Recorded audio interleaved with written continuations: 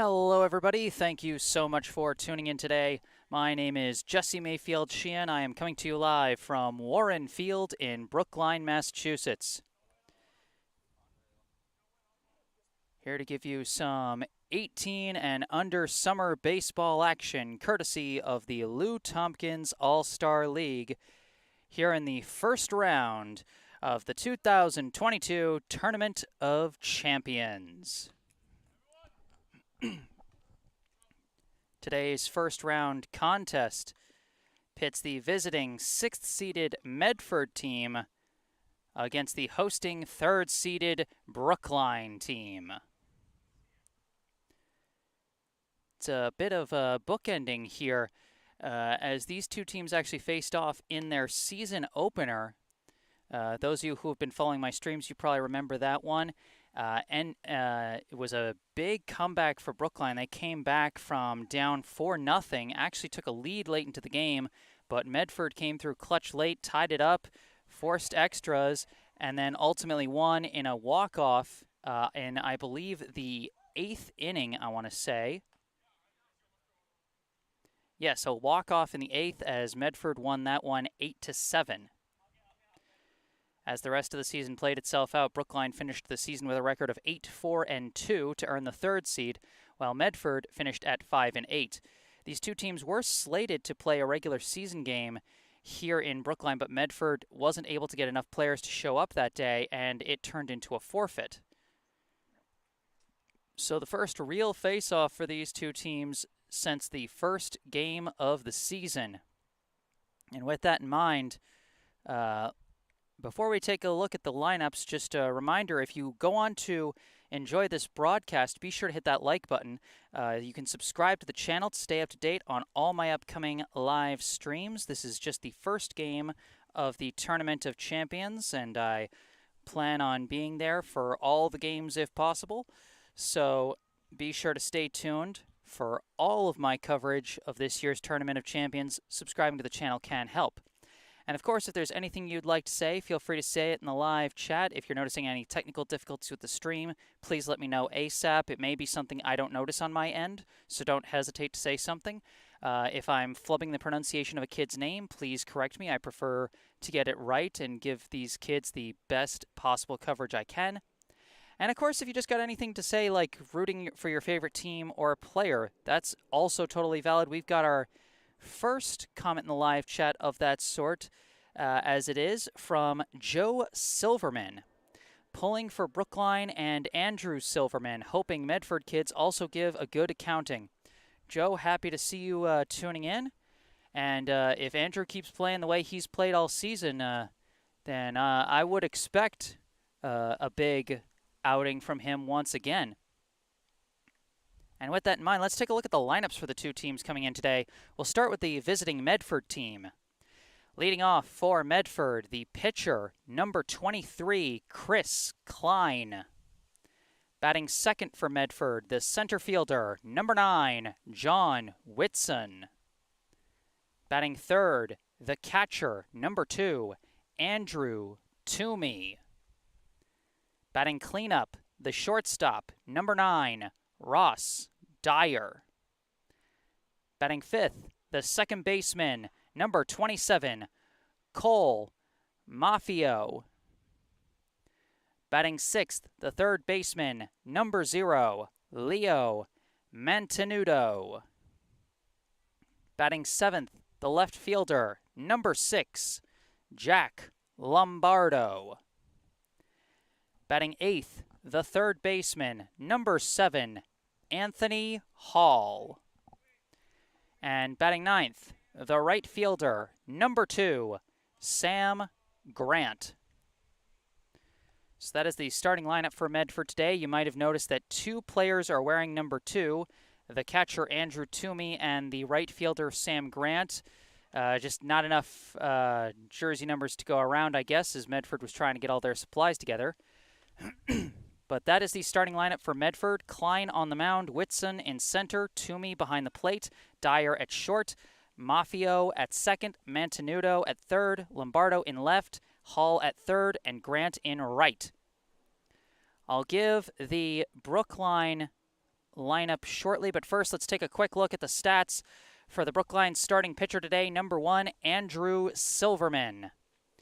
As you can see, this will be Silverman's 7th pitching appearance this season, his 3rd start. He finished the regular season with a 1-0 record in 19.1 innings pitched, a 3.26 ERA, 1.40 WHIP, and 28 strikeouts.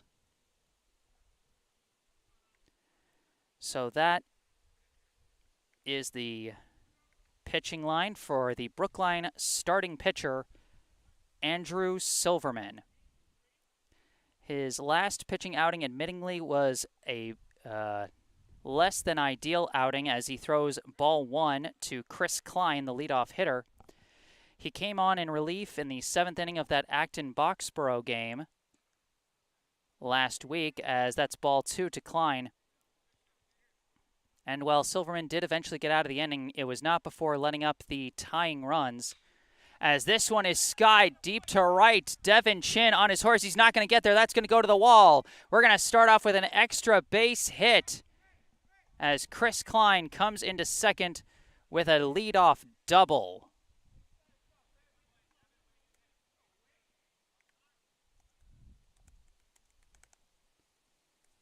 So Medford getting this game started with a bang, a huge clobbering of that ball deep to right, almost all the way to the fence.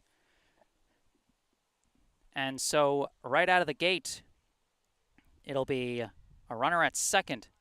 Now batting the center fielder, John Whitson. First pitch is going to miss for ball 1.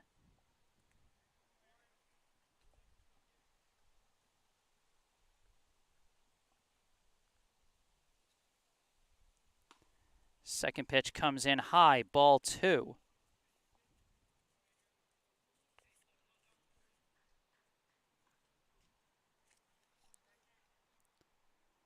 Klein taking a lead off from second, as this one is fouled off for strike 1. So not just 2 number 2s, but also 2 number 9s for Medford, as Whitson and Dyer also wearing the same jersey number today. 2-1, the count to Whitson. Swing and a miss, strike 2. Silverman starting to settle and starting to find the zone. After 1 out of his first 5 pitches found the strike zone, and that one got launched by Klein. Now a 2-2 count. And that one is going to miss outside, ball 3. Was trying to fool him with the curve there, but Whitson wouldn't bite. Oh, they go for a pickoff throw, but not in time. Good dive back by Klein.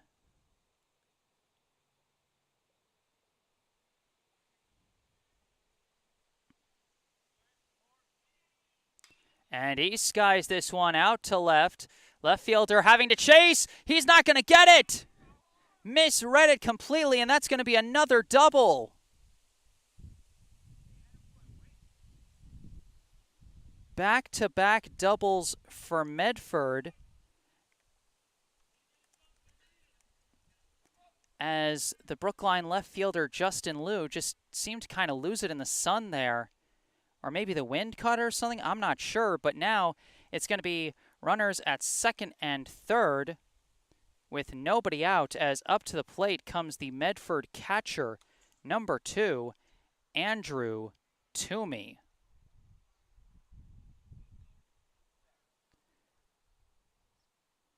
This is a tough start for a pitcher when guys are catching your pitches as hard as these guys have to start this game. It can be a challenge to settle down. Silverman, of course, an experienced veteran, as he induces a fly ball foul up the right field side. And that's going to be strike 1.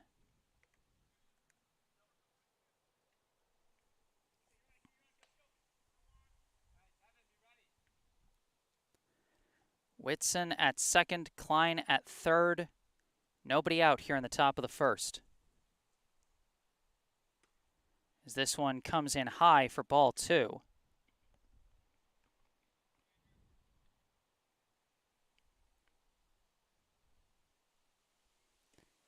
That one curves in nicely for strike 2.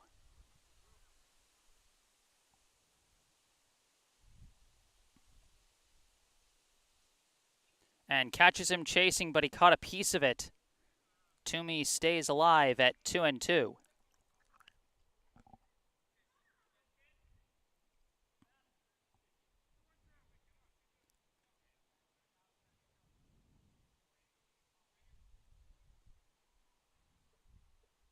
And he fouls it off again.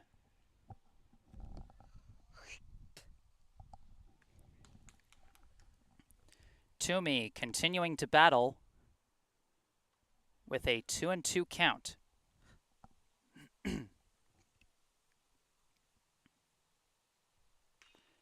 Gets a piece of it again, just out of the reach.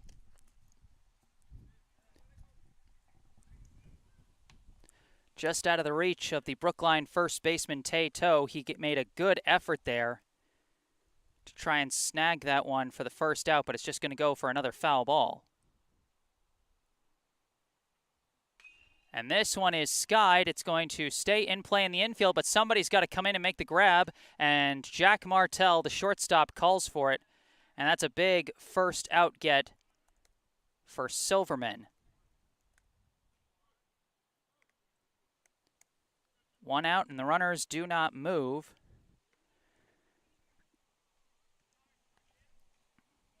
But Silverman still facing down the heart of the order for Medford. Now coming up, the shortstop, number 9, Ross Dyer. First pitch in there, strike 1. He checked his swing, but Silverman caught the inside corner. Hard contact, and that's going to be foul up the left field side. A quick 0-2 count to Dyer.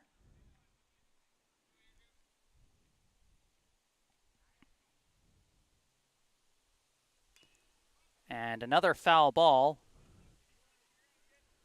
Fooled him a bit with the off speed there.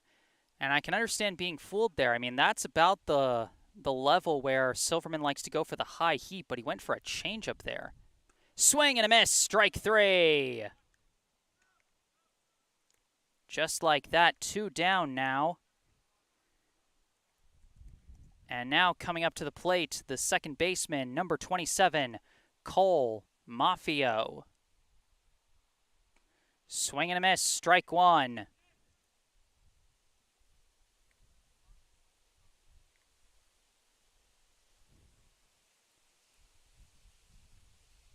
He skies this one. It's going to stay in play, but the wind might catch it. A big breeze blowing, and it's called for by Ryan Kravitz out in center field, and he makes the grab. You know, people talk about the maturity and the experience and what that can mean to a player, how that translates exactly. That right there is how experience translates. Andrew Silverman came up to the plate. He was struggling to throw strikes, gives up back-to-back doubles on 2 of the few pitches that found the zone. Second and third, nobody out. And what happens? Pop out, strike out, fly out. No runs come in. That is veteran ability right there. With that in mind, let's take a look at the starting lineup for Brookline as Chris Klein, after being stranded at third, takes to the mound. Leading off for Brookline today, the right fielder, number 15, Devin Chin. Batting second, the designated hitter, number 5, Keenan Sawada. Batting third, the pitcher, number 1, Andrew Silverman. Batting cleanup, the left fielder, number 12, Justin Liu. Batting fifth, the first baseman, number 18, Tae Toe. Batting sixth, the catcher, number 8, Ben Doctoroff. Batting seventh, the third baseman, number 21, Owen Hoffman. Batting eighth, the center fielder, number 54, Ryan Kravitz. Batting ninth, the shortstop, number 6, Jack Martell. And batting 10th, the extra hitter, number 3, Donnell O'Neill. Just playing the field for Brookline today, the second baseman, number 7, Caden Sheehan. So that is the lineup for Brookline today. Chin in right, Sawada the DH, Silverman on the mound, Lou in left, Toe at first, Doctor off behind the plate, Hoffman at third, Kravitz in center, Martell at short, O'Neill the extra hitter, and Sheehan just playing the field at second. First pitch bunt up the third baseline, scooped up and not anywhere near in time. A leadoff bunt single for Devin Chin.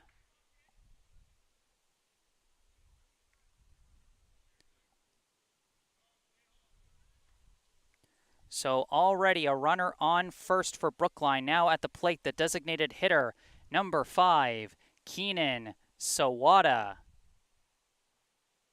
First pitch, Sawada hits a blooper out to left center. This might drop. It will not drop. Well caught by the left fielder. He's going to try and pick off Chin at first. Not in time. Chin gets back safely, thinks about going on the erroneous throw, but ultimately holds. We are flying through this bottom of the first inning as both guys swinging on the first pitch. One for a bunt single, one for a flyout. One down now, runner still at first. Up to the plate, the pitcher, number 1, Andrew Silverman. First pitch, Chin goes. And he slides in safe.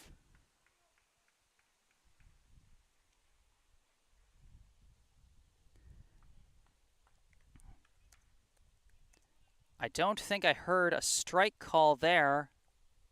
I'm not sure, but I'm guessing the count is 1-0.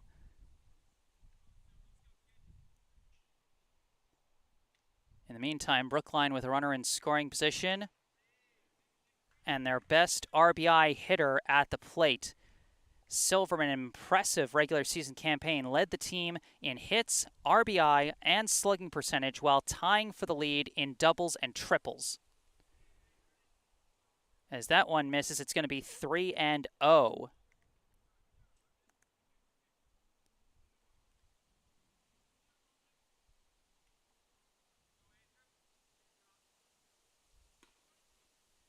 And that one he just takes all the way. Comes in for strike 1.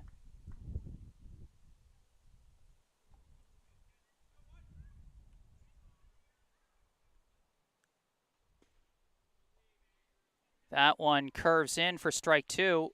Or no, it doesn't.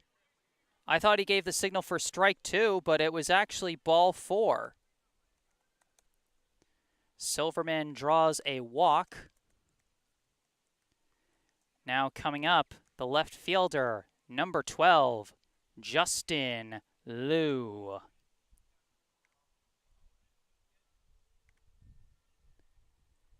First pitch big, swing and a miss, strike 1. Justin Liu shared that team lead in doubles with Silverman. They each had 4 two-baggers in the regular season. Now up with runners on first and second. Tries for a bunt and whiffs. Strike 2. Not often you see a hitter like Lou go for a bunt, but I'm guessing that's what they were going for, element of surprise and whatnot. Just did not work at all. 0-2 the count.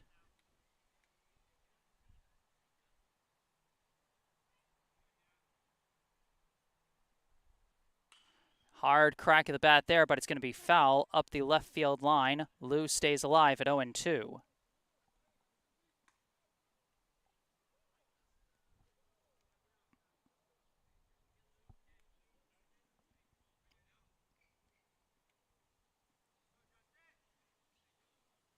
Swing and a miss. Caught him chasing the high heat there. Strike 3.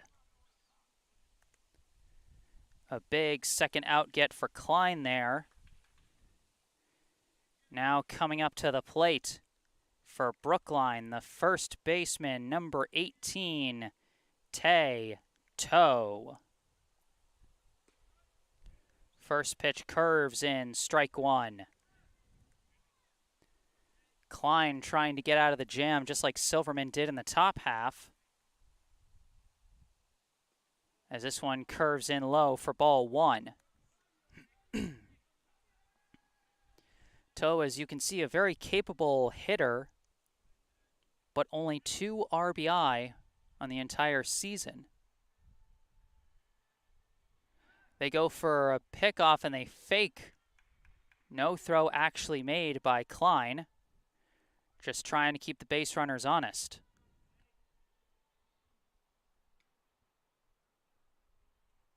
Now this pitch comes in high for ball two.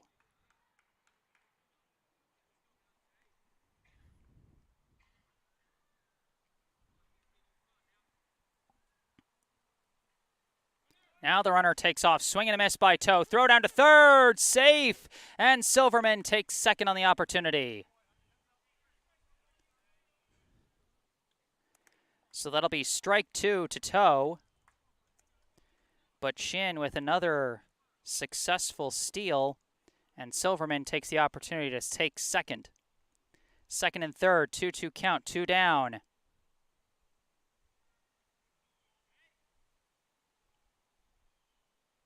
And this pitch comes in high for ball three.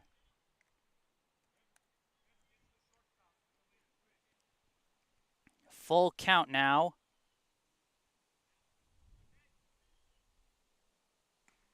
And he holds for ball four.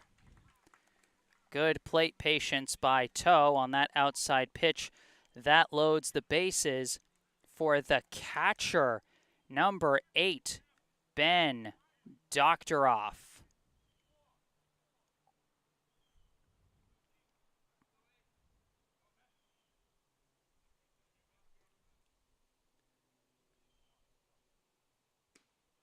First pitch catches the low inside corner, strike one.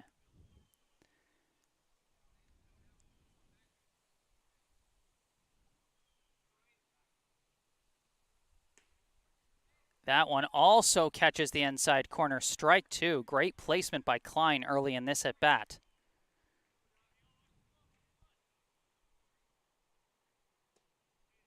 That one misses though for ball one. Chin at third, Silverman at second, Toe at first. Doctoroff hoping he can get at least one in. As that one's going to miss, ball two. Good coverage by Toomey on that one. That one almost got away from him, and if it had, Chin would have probably taken home easily.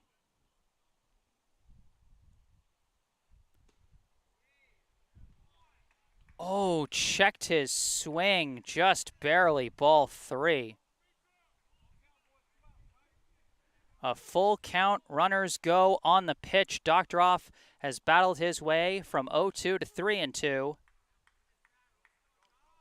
Payoff pitch. Doctoroff swings, bloops it into shallow left center, and it's caught by the center fielder. Hung in the air just a little bit too long. Both teams threaten, but neither team scores. 5 stranded runners, 4 of them in scoring position between the two squads in that first inning. But despite all the excitement, we head into the second inning with no score. Due up for Medford in the second inning will be the 6, 7, 8 hitters, Mantenuto, Lombardo, and Hall.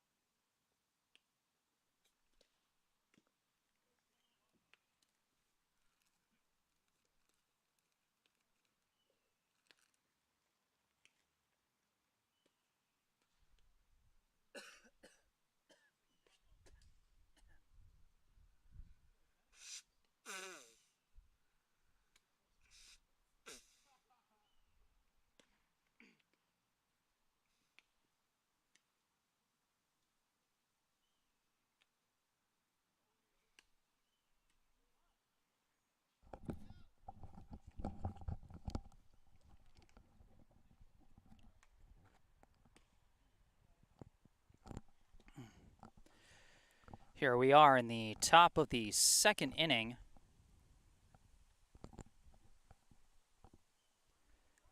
No score here at Warren Field. Leading off for Medford as Andrew Silverman back on the mound for his second inning for Brookline. Leading off for Medford, the third baseman, number 0, Leo Mantenuto. First pitch is fouled off, strike 1.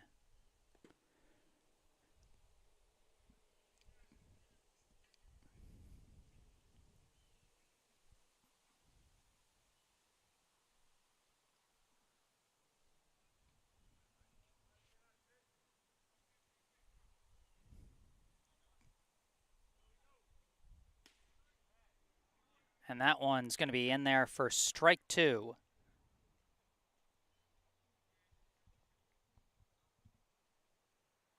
Strike 3. 3 pitches, 3 strikes. And Silverman's got the first out of the inning. He's really started to find his groove. Again, he had such a shaky start to his outing. 1 strike through his first 5 pitches. But now he's finding the zone every time, and that time he finds the ball for an easy 1-3 ground out.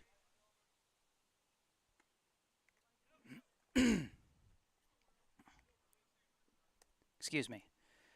So 2 quick outs on just 4 pitches for Silverman here in the top of the second. Now coming up, the third baseman, number 7, Anthony Hall, as he takes strike 1.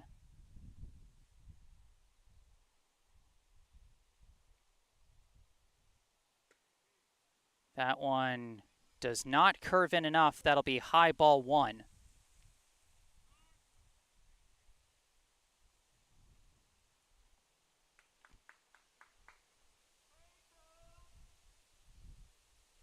Swing and a miss, strike 2.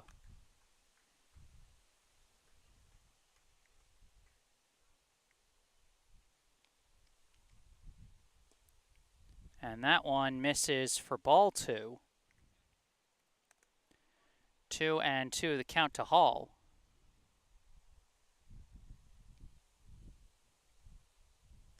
And hits a dribbler over to third, fielded by Hoffman. A long throw is not going to be in time. Hall legs out the infield single.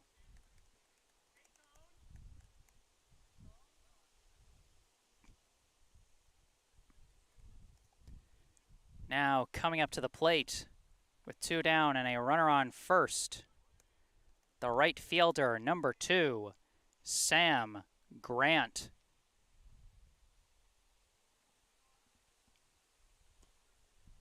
First pitch in there, strike 1.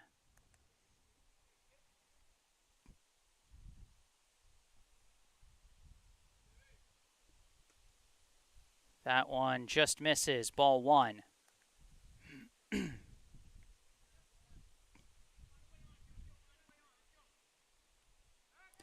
Pickoff move, but Hall dives back safely.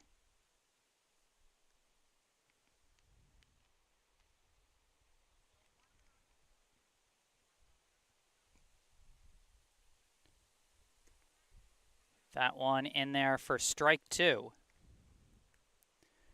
You can see Hall taking a big lead off from first.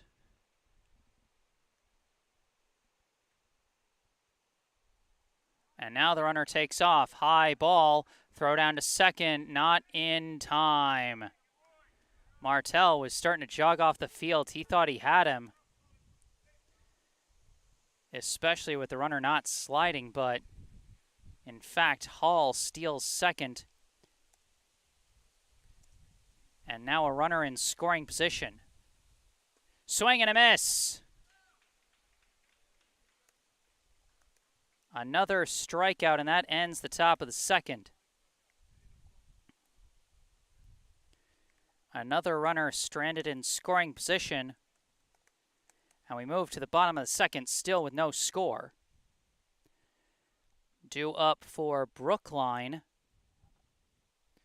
will be the 7, 8, 9 hitters, Hoffman, Kravitz, and Martell.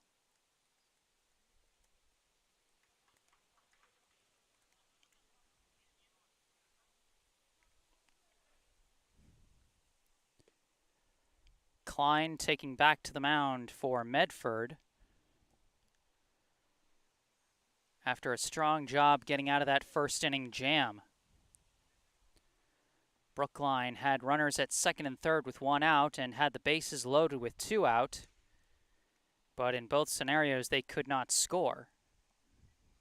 And,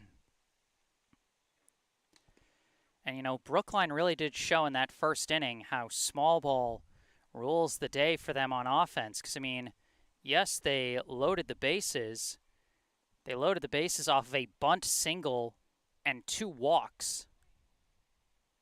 When you compare that with how Medford threatened in the top of the first with a pair of back-to-back doubles, you know, it really shows at this level you really can work smarter, not harder. Leading off for Brookline, the third baseman, number 21, Owen Hoffman.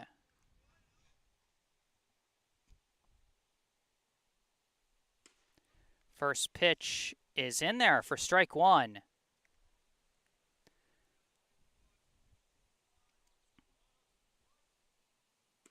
Big swing, but a miss, strike 2. Now, that's the thing about Hoffman this season is he takes very big swings, and when he gets the contact he wants, it looks like the prettiest swing ever, but sometimes it just misses. Like it does right there, strike 3.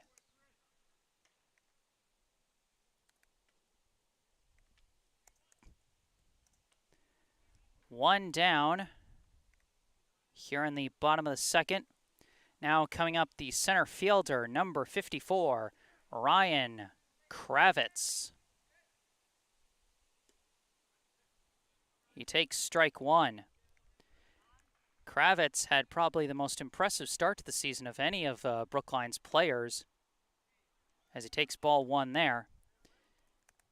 Jumped out to a team-high 9 RBI, but then he had missed a bunch of games, just wasn't able to make a bunch of them, and as a result, his numbers fell behind a bunch of other players as he now takes ball 2.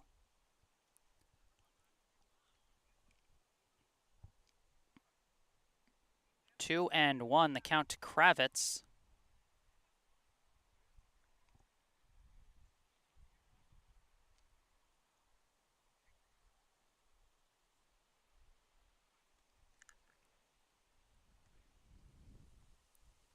Brief timeout called.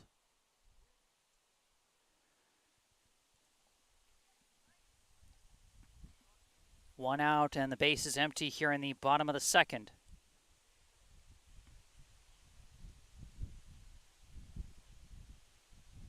Two and 1 is the count to Kravitz.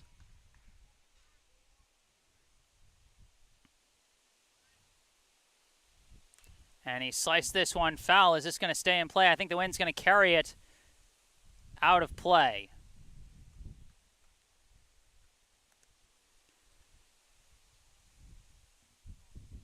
Two and 2 there.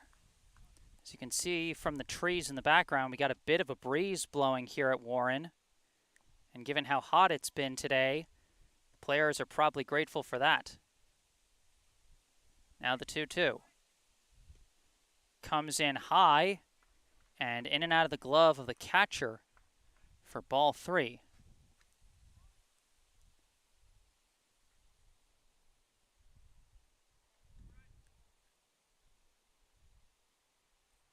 Full count to Kravitz.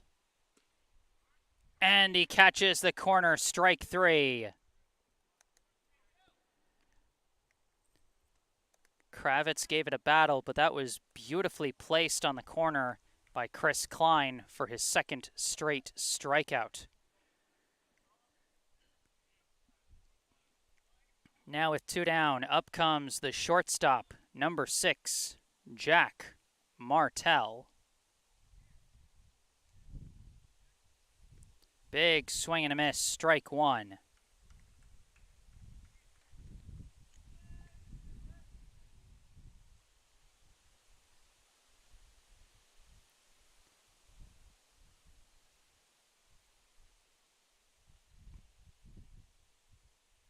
Another big swing and miss. Strike 2.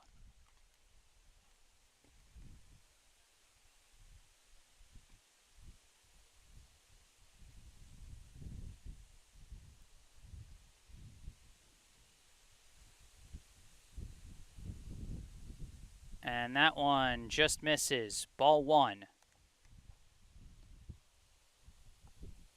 1-2, the count to Martell. 2 outs, bases empty. And it's going to be low again for ball 2.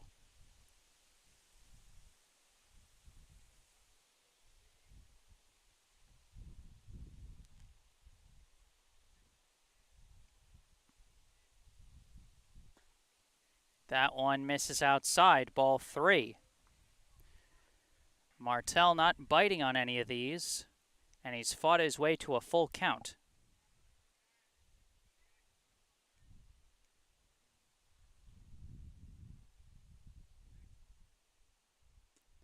And he draws a walk. Martell battles his way to a 2-out walk. And now coming up to the plate, the extra hitter, number 3, Donnell O'Neill.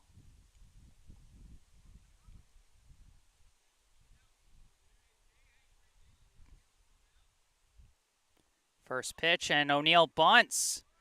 Picked up by the pitcher and easily thrown to first for out number 3.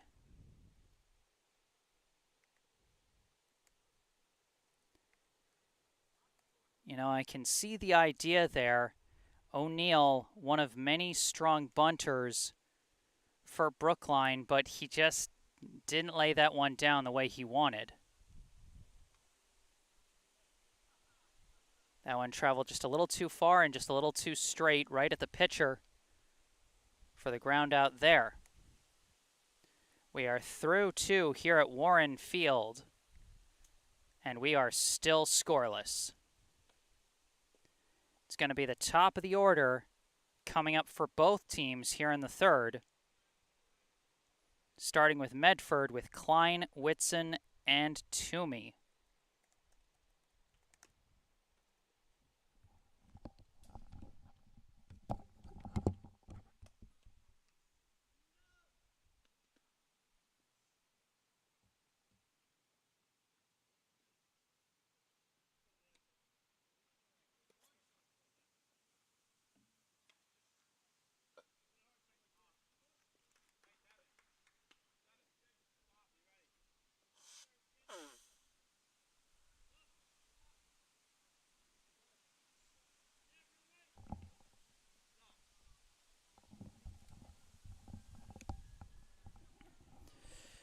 All right, here we are in the top of the 3rd.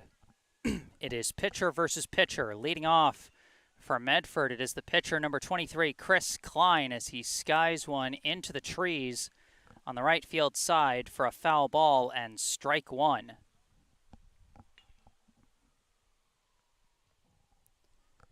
A 1 pitch is going to skip in the dirt for ball 1.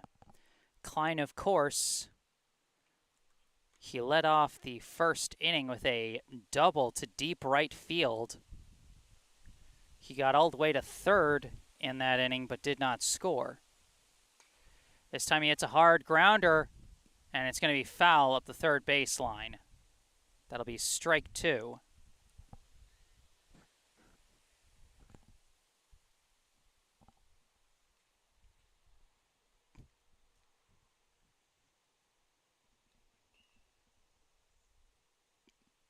And this one is fouled off. Klein stays alive at 1-2.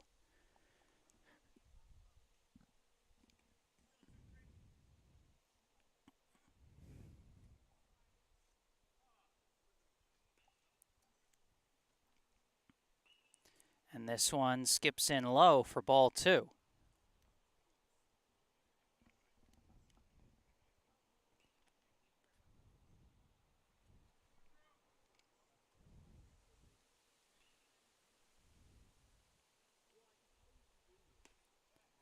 And that one is outside, ball 3. Doctoroff tried to frame that one back into the zone, but nothing doing. Full count. Hard crack of the bat up the middle. That's a clean single. Chris Klein, his second base hit of the day. And again, Medford has a leadoff runner on. Now up the center fielder, number 9, John Whitson.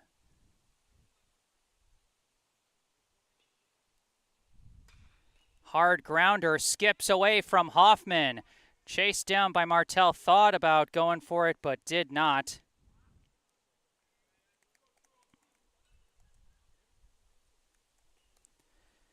Either call that an infield single or an E5.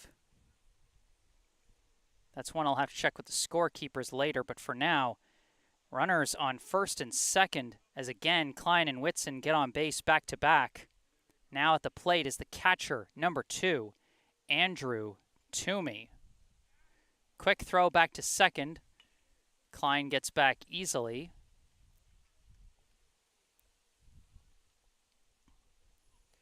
Toomey, his last time up, he popped out to short, kept the runners from advancing, and now we're going to have a meeting at the mound.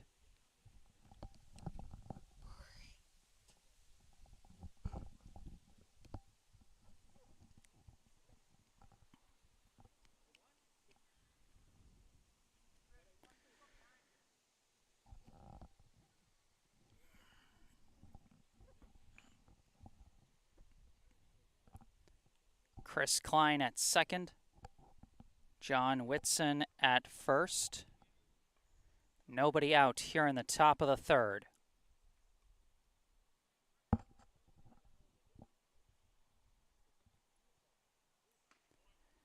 First pitch comes in high, ball 1.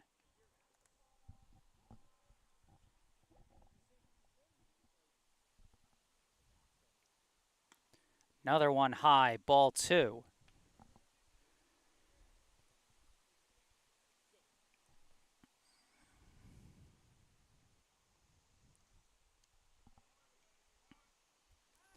And Silverman turns around, goes for a pickoff move. Nothing doing. He's got to be careful. That was very close to a balk. That one's in there. Strike 1.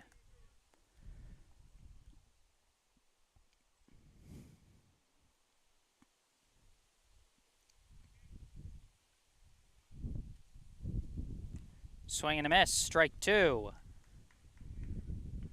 2-2. Now the count to Toomey.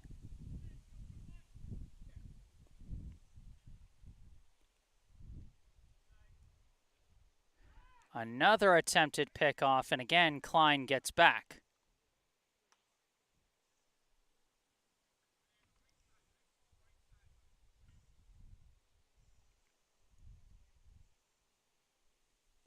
And that one sails high to make it a full count.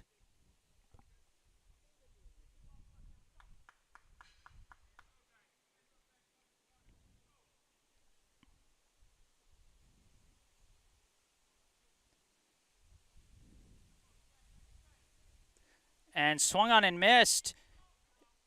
And both runners take off as it gets away from Doctoroff.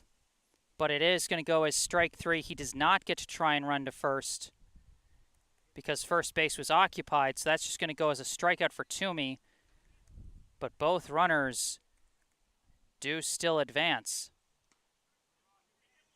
First pitch in there, strike 1 to the shortstop, number 9, Ross Dyer. And this one skips low, almost gets past Doctoroff. It's just going to be ball 1.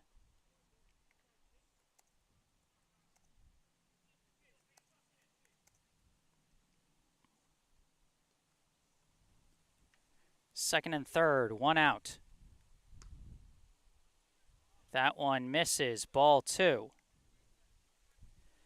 Dyer struck out his last time at the plate when in this exact same situation. Second and third, 1 out. As he takes strike 2 there.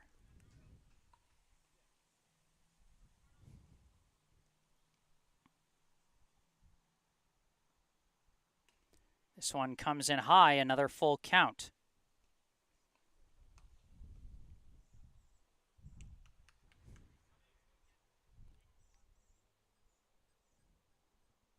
Big payoff pitch here.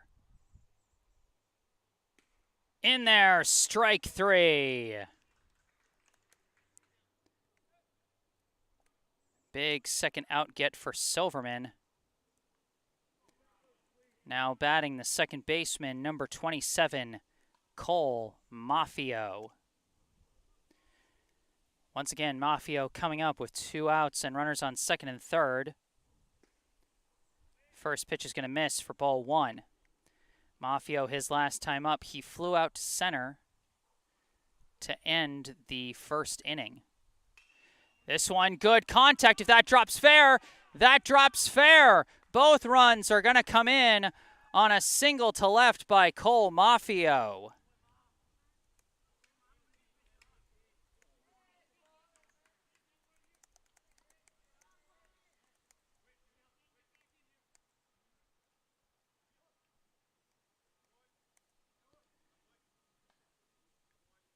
Two runs across for Medford. And now with a 2-0 lead, up comes the third baseman, number 0, Leo Mantenuto.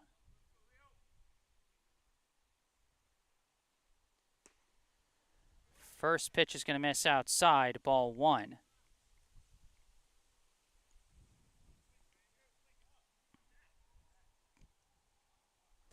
Maffio takes off for second, and he's going to have to go back because that's a foul ball.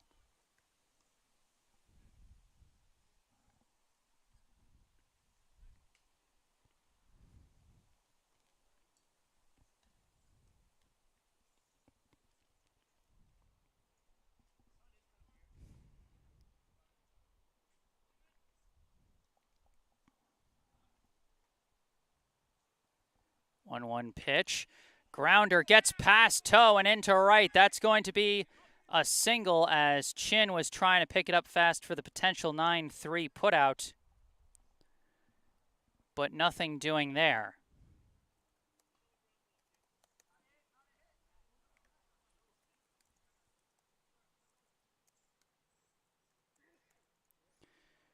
Runners now at first and second. Now coming up, the left fielder, number 6, Jack Lombardo. Runner takes off for third. Ball 1, throw down to third. Got him in time.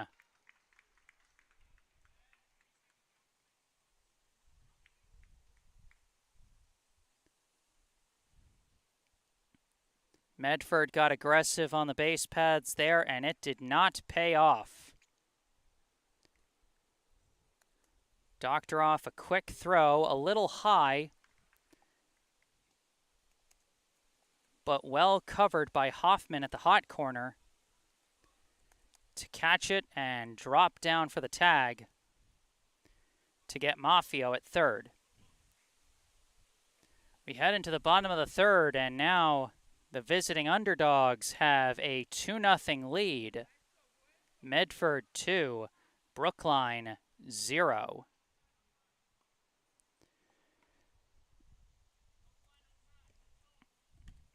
Due up for Brookline is going to be the top of their order. It'll be Chin, Sawada, and Silverman.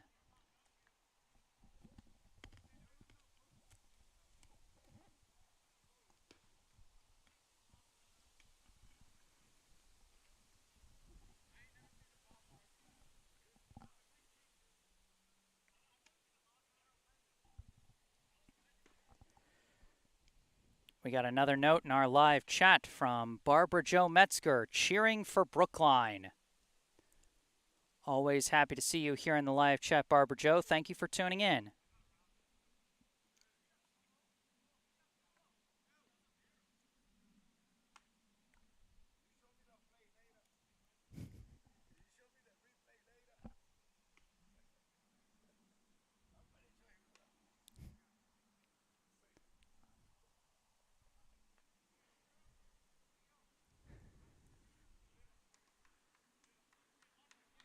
Chris Klein back on the mound for Medford, having now helped out his own cause by scoring his team's first run in the third inning.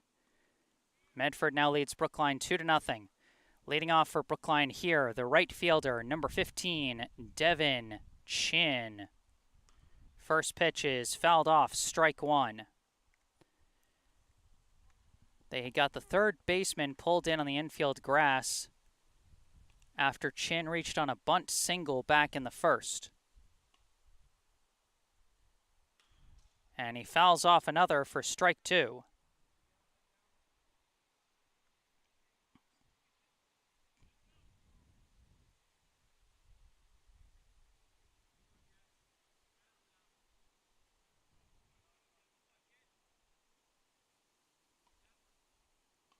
Swing and a miss, strike three. Chin goes down on 3 pitches. And it'll be 1 out and the base is empty. Now coming up, the designated hitter, number 5, Keenan Sawada. Sawada flew out to left his last time up. First pitch here misses, ball 1.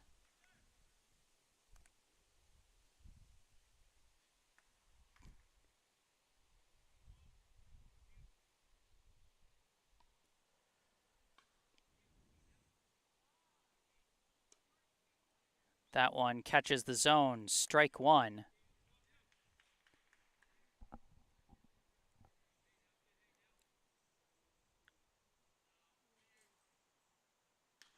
Swing, and he hits a dribbler. Chased down by the third baseman, thrown to first, gets him in time. Good hustle there by Mantenuto. That was a grounder that had infield single written all over it, but he takes care of business there. Now with 2 down and the base is empty, up comes the pitcher, number 1, Andrew Silverman. First pitch comes inside for ball 1. Silverman drew a walk his last time up. He got to second with Chin ahead of him at third, and they were both left stranded.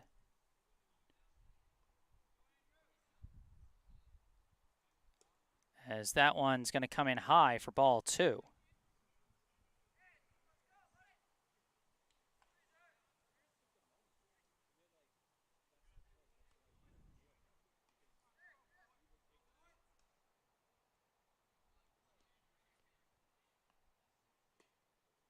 That one is also going to miss for ball 3.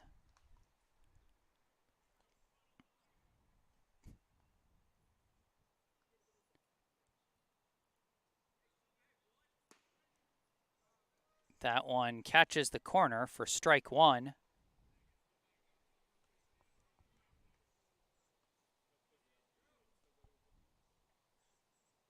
As that one comes in high. A 5-pitch walk for the second straight time for Silverman. And he trots down to first with the free pass. Now coming up, 2 down and a runner at first. It is the left fielder, number 12, Justin Liu. Liu, his last time up, he went down on strikes. Hoping to do something a little better for his team here.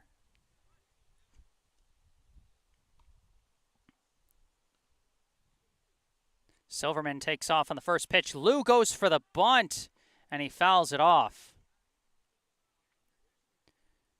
Brookline really trying to have Liu go for the bunt single here in this game.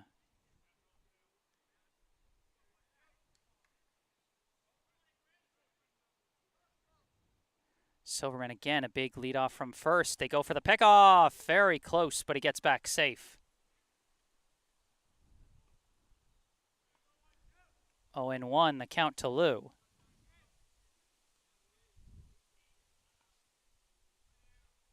Another pickoff move.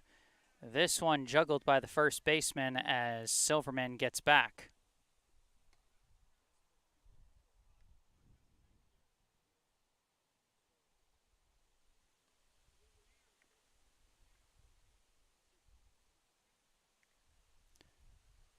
Now this pitch is fouled off by Lou. That'll be strike 2.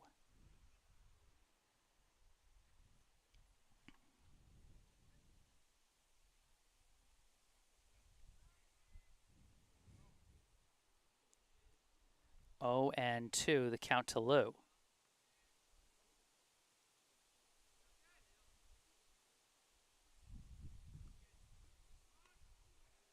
And a timeout now called.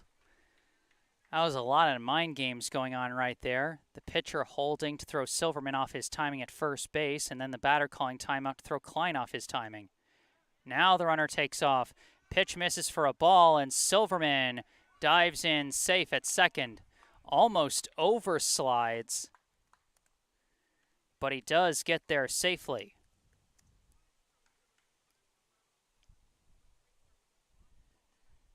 One and 2, now the count to Lou, and now Brookline with a runner in scoring position. A base hit from Lou could get Brookline on the board. Klein keeping an eye on Silverman at second as he steps off the rubber here. And now has a meeting with his catcher.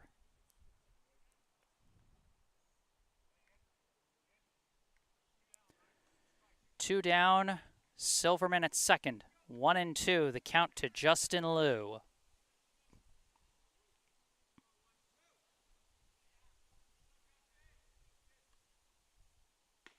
And goes for the high heat. Lou does not bite, and that's going to be ball 2.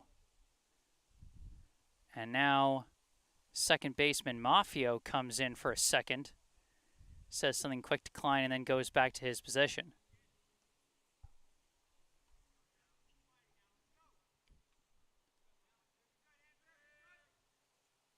And Lou gets a piece of it, hits a dribbler over to short, juggled by Dyer, and Lou is going to reach first safely. Oh, but it looks like he might have gotten hurt on that. I thought it sounded weird when it came off the ball. I wonder if he hit that one with his hand.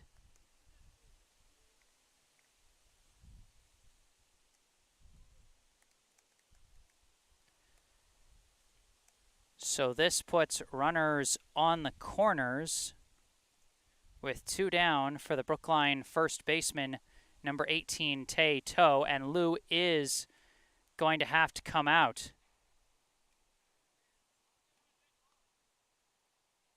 He's holding his left hand. That pitch might have just been more inside than I thought. It looked like he jammed it inside, which resulted in the slow roller. But it was weird because you didn't hear that loud, that loud crack that you usually hear when it comes off the bat. And I'm wondering if that ball just ended up, bouncing off his fingers when he swung. If so, that hurts. I mean, that really hurts. Certainly hope he's okay, and that he'll be able to recover at least in time for the next game. But in the meantime, Brookline's going to bring out a pinch runner, number 22, Elias Brendel.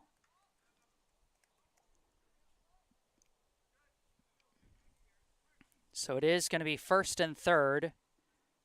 Tay Toe now at the plate.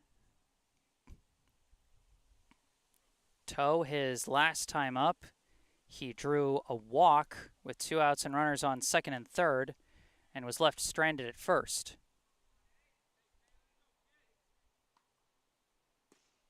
First pitch is going to miss for ball 1.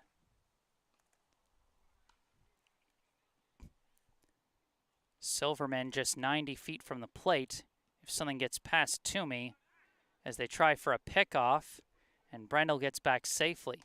And that's another risky move. If they go for a pickoff and it gets away from Hall, then Silverman gets a free pass to the plate. Brendel takes off. Pitch comes in low, and they're not even going to try and stop him. Brendel successfully takes second, and that'll be ball 2 to Toe.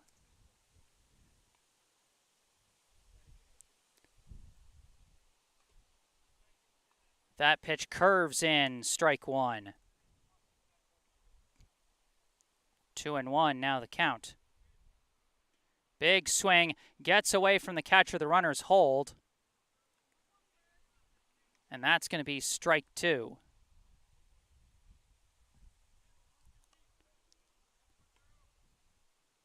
2-2 now the count to Toe. Holds on that one, it's strike three.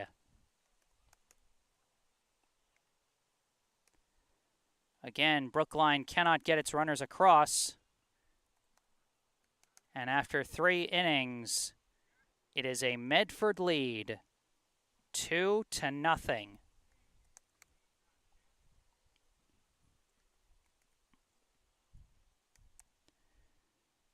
In the top of the 4th inning, it'll be the 7, 8, 9 hitters, Lombardo, Hall, and Grant.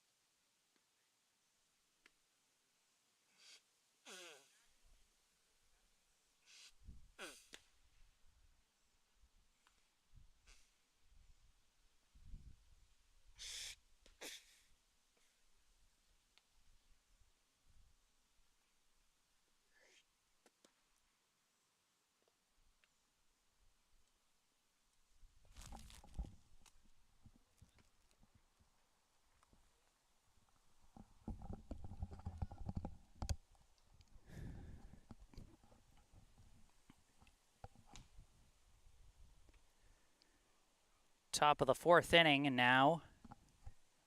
Medford coming back up. Andrew Silverman returns to the plate for returns to the mound rather for Brookline. And we've got some defensive substitutions on Brookline's side as well. This first pitch to Jack Lombardo comes in high for ball 1.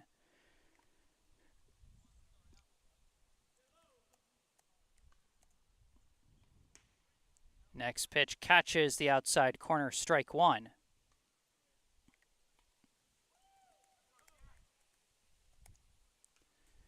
Swing and tips it for strike 2.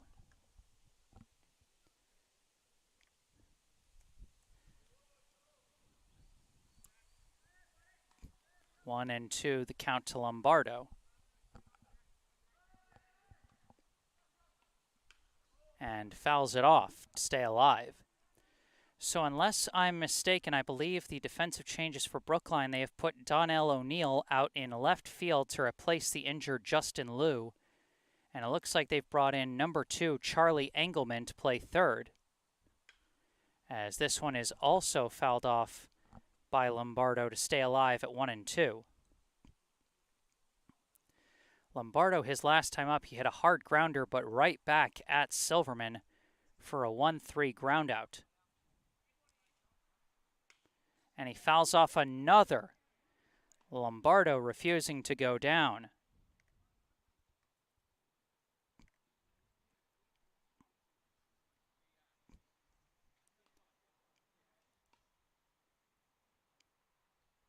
Swing and a miss. Caught him chasing the curve.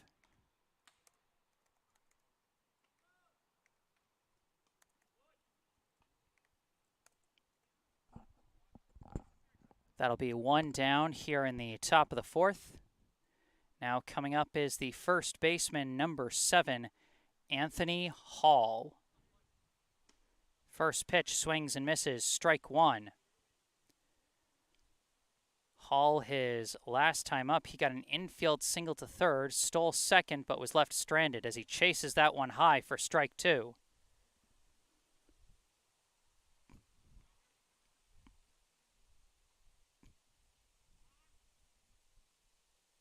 Brief timeout called.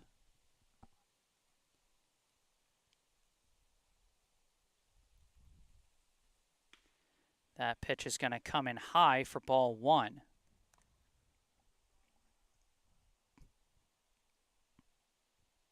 Swing and a miss, strike 3.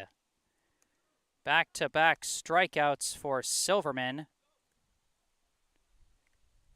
And now with 2 out and nobody on, up comes the right fielder, number 2, Sam Grant.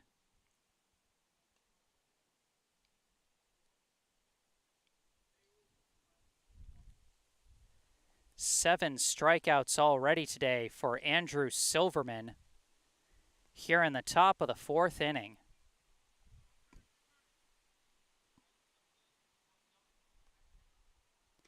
Swing and a miss there, strike 1.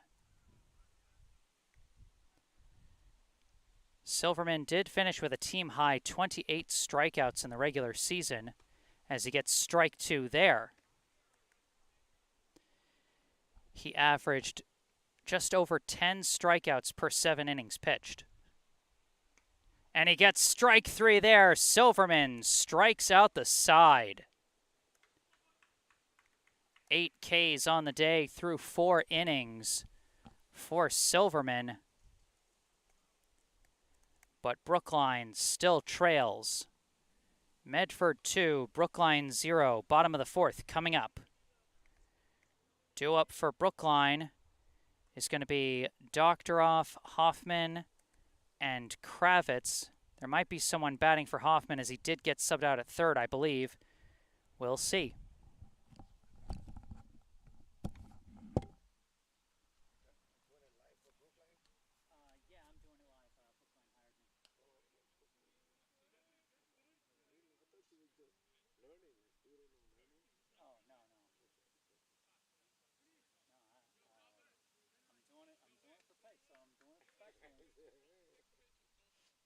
Working your way up. Yeah, exactly. I love to color commentator. I do a lot of Thank you. Thank you.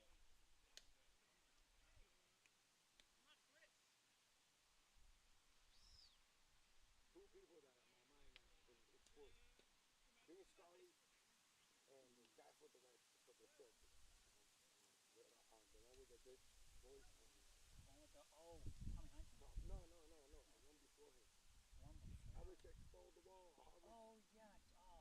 Dang. How can we forget his name? I'm blanking on it too. You're driving me crazy here, man. How good we were. You feel like you was at the game.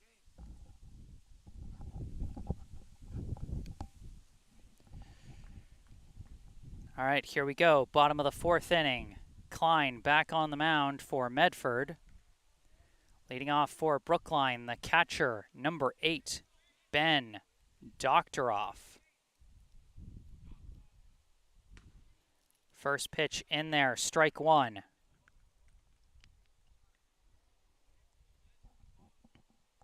Tries to call timeout, but does not get the timeout call, and instead he gets strike 2.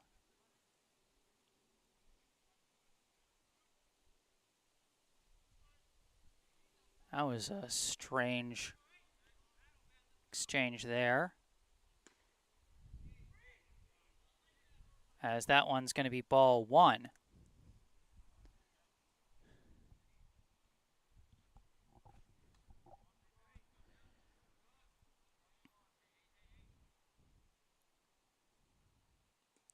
That one's also going to miss, ball 2.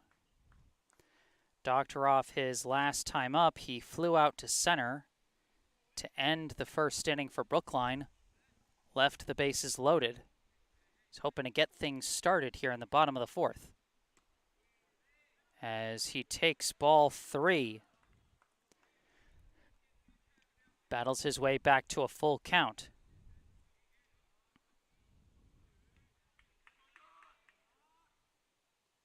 Swings and hits a hard grounder, and that's going to be juggled by Dyer. Would have been a hard play anyway.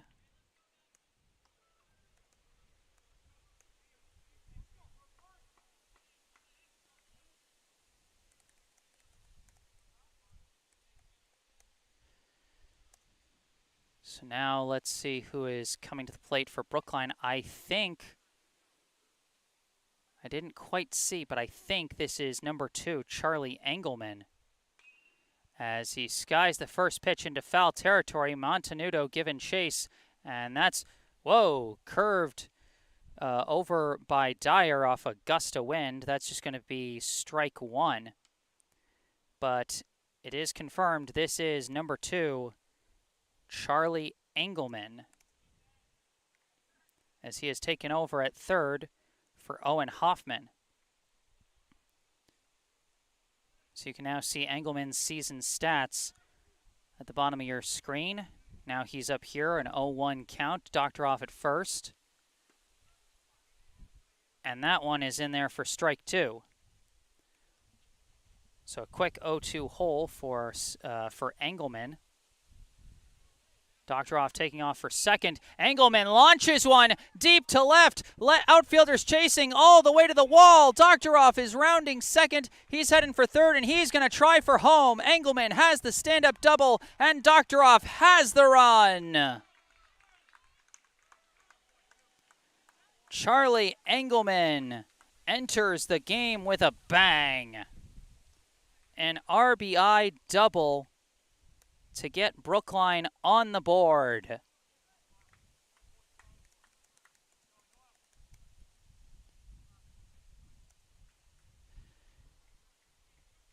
Now coming up to the plate with a runner at second and nobody out, the center fielder, number 54, Ryan Kravitz.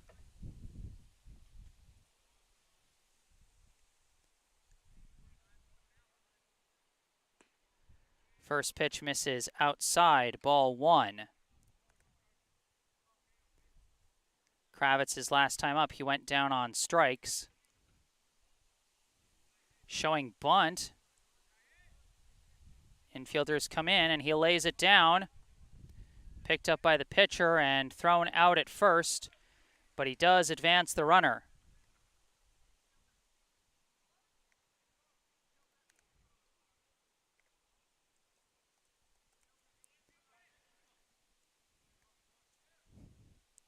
So with 1 out and a runner now 90 feet from the plate, up comes the shortstop, number 6, Jack Martell. Last time up, Martell drew a 2-out walk but was left stranded.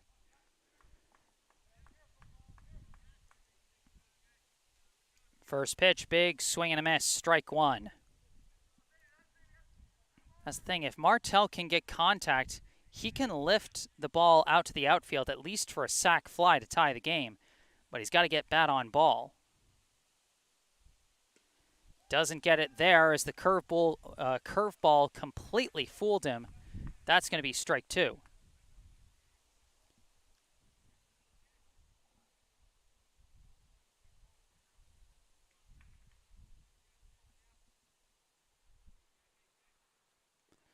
And he got a piece of it.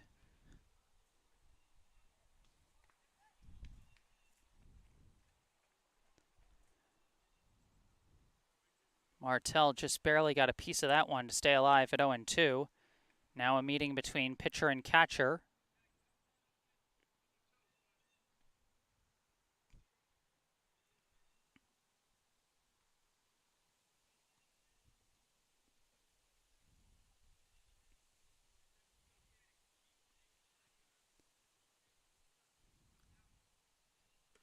And that one's in there, strike 3. Fooled by the curveball again, and that'll be out number 2. Now coming up, now the left fielder, number 3, Donnell O'Neill. First pitch curves in, strike 1. Last time up, O'Neill tried for a bunt single, but was thrown out on the 1-3 groundout. That one also in there, strike 2. Klein not hesitating to throw strikes here. But he misses on that one, ball 1. Engelman thought about it, but wisely decided against going there as it didn't bounce far.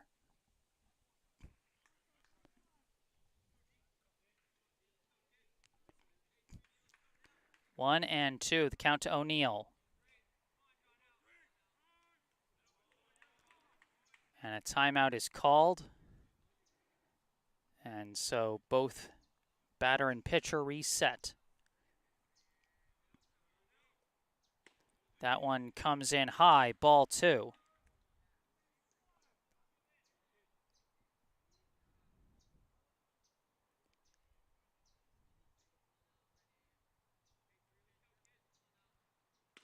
And that one is high for ball 3.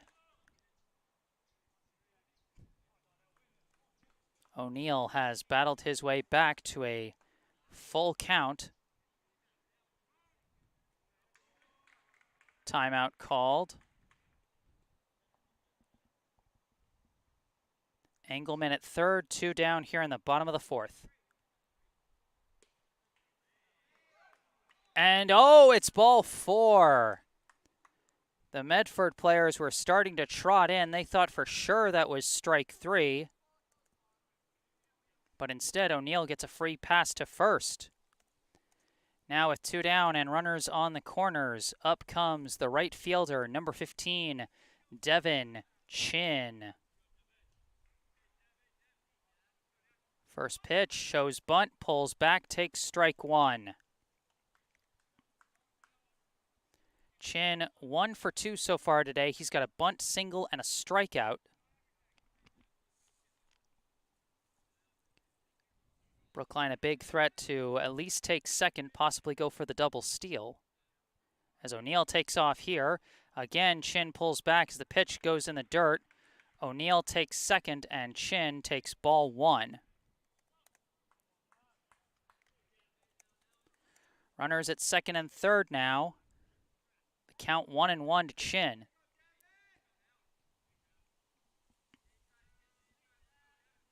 Klein steps off the rubber for a sec.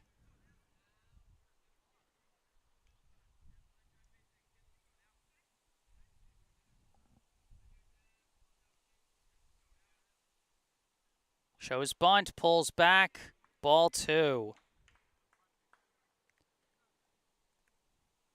Even with runners at second and third, Chin still showing bunt. He's got a 2-1 count now.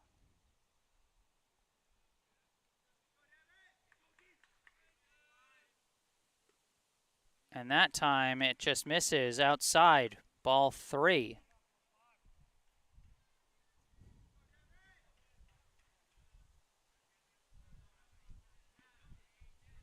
Three-one pitch, shows bunt, pulls back, ball 4. Devin Chin draws another 2-out walk.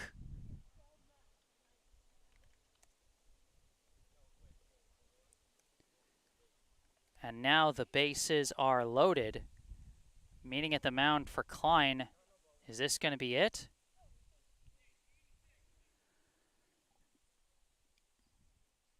The entire infield comes in. It looks like they're going to stick with their starting pitcher. And I can understand that. He's shown an ability to get out of jams at other points in this game. And this is a very escapable jam with 2 outs. Nonetheless, the base is still loaded. The tying run 90 feet from the plate. And stepping into the box for Brookline, the designated hitter, number 5, Keenan Sawada.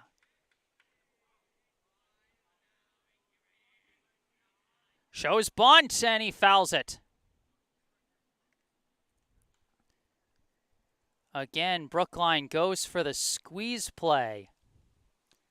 You will never see more aggressive bunting than a situation like this. Bases loaded, 2 down. Medford forced to pull their third baseman in. 0-1 pitch. Misses high, ball 1.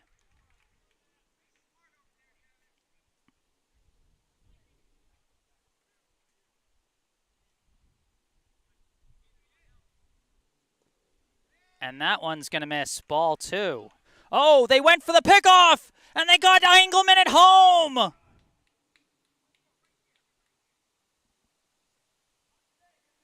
Oh my gosh, my head was turned to check the scoreboard, and all of a sudden they were going for a pickoff play. A huge defensive play for Medford, as Engelman gets caught at the plate. Not sure what happened there, but that is going to end the 4th inning. And through 4, the score, Medford 2, Brookline 1. Now here at this 4th intermission, I'd like to take a moment for a local charity spotlight, and I'd like to talk to you about the Brookline Community Foundation. For over 100 years, the Brookline Community Foundation has been a trusted partner, supporting Brookline by investing in organizations and initiatives that help create opportunity and promote equity for everyone who lives, learns, works, and plays in this town. Among the foundation's many grant programs is the BCF Scholarship Fund for Brookline High School, which provides graduating BHS students with scholarships to help fund post-secondary education. To date, 75 BHS students have received scholarships from this fund to help them as they build their futures. Your support is crucial to supporting Brookline youth as they embark on the next steps in their educational journeys. Visit brooklinecommunity.org or call 617-566, as this first one is a hard liner right at third and caught by Brendel. Boy, what a play for Elias Brendel, who just moved to third base. Finishing up the PSA real quick, like I said, visit brooklinecommunity.org or call 617-566-4442 to learn more about the BCF Scholarship Fund for Brookline High School and the many other grants of the Brookline Community Foundation, and find out how you can make a difference right here in Brookline. Once again, brooklinecommunity.org or call 617-566-4442. Swing and a miss there for strike 1.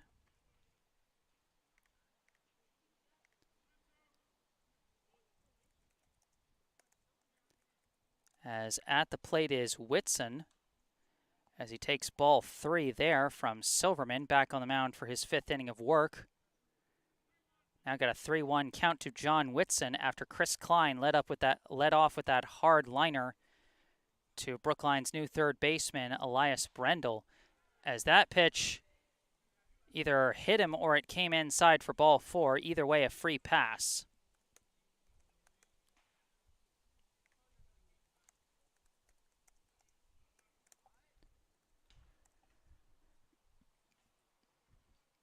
So remember, as always, you can find all the information you need about our local charity spotlight. In this case, the Brookline Community Foundation. You can find all the information you need down in the description section down below. 1-0 the count to Andrew Toomey. They go for the pickoff attempt. Whitson gets back safely. We're going to have a meeting at the mound with Silverman. He has pitched a heck of a game, but the Brookline offense has just fallen flat so far.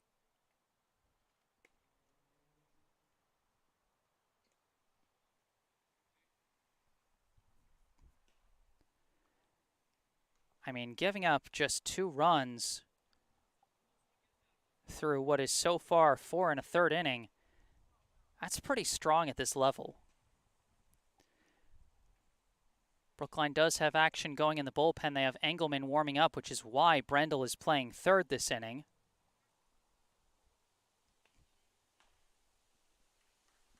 Another pickoff attempt. They got him! Or no, they didn't. I thought the ump signaled out, but I only saw one of his hands. He got back safely. That's my mistake, folks. My mistake. Pitch comes in high, ball 2.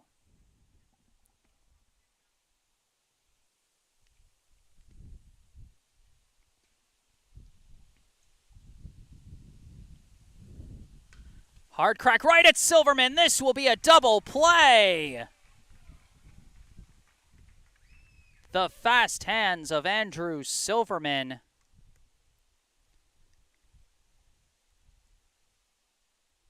What a play there.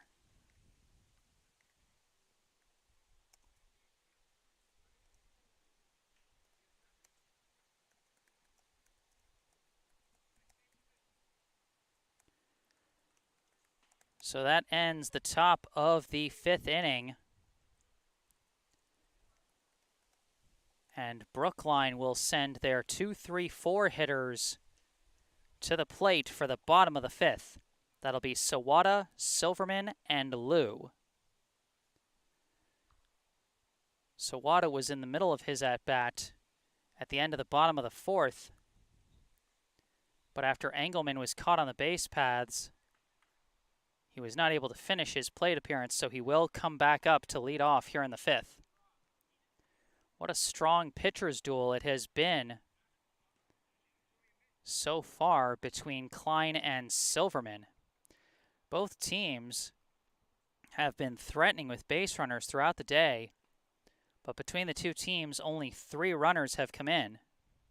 1 for Brookline and 2 for Medford.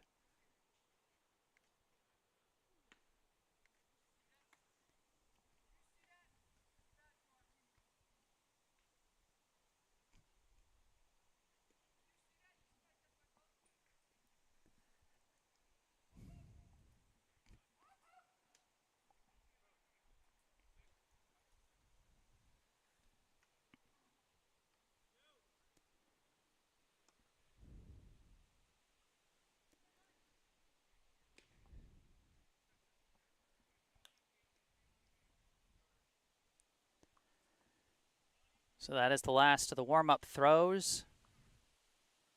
And now Chris Klein begins his 5th inning of work on the mound. Leading off for Brookline, the designated hitter, number 5, Keenan Sawada. First pitch misses, ball 1. Sawada 0 for 2 so far today. He's flown out to left and grounded out to third. That one misses inside, ball 2.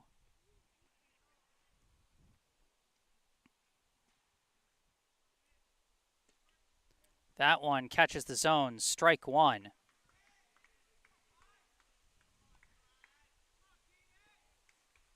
Shows bunt, lays it down, and foul. Almost had good placement there, but just a little too far to the left, and that'll be strike 2 to Sawada. 2-2 count. And he fouls one off to stay alive.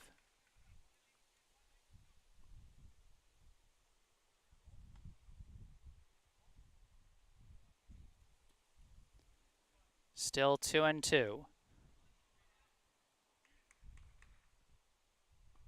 Delayed swing, and he places it perfectly for a single to left.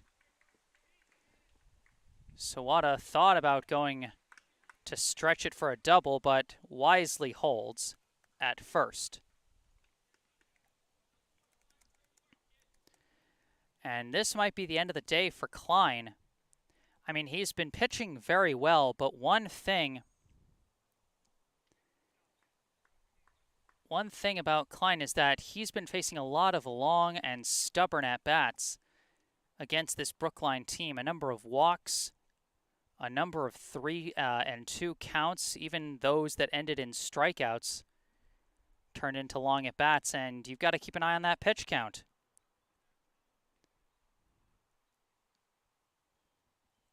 So taking over on the mound for Medford is going to be number 27, Cole Maffio. So Klein pitches 4+ innings for Medford. And it looks like Brookline might be having a pinch hitter. Oh, right, for Justin Liu. I'm so silly. Next up is going to be Andrew Silverman. And then after that is going to be Elias Brendel batting in place of Justin Liu, who hurt his hand during his last at-bat. Keenan Sawada is at first. And we know what a big threat on the base paths he can be, as he finished second on the team in both stolen bases and runs scored. He had 8 steals and 13 runs, trailing only Devin Shin in both categories.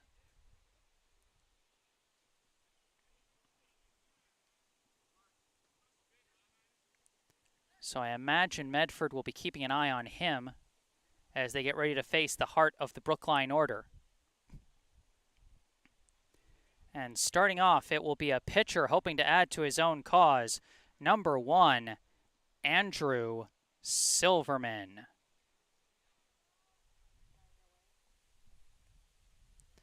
Silverman so far today, he is 0 for 0. He's drawn 2 walks.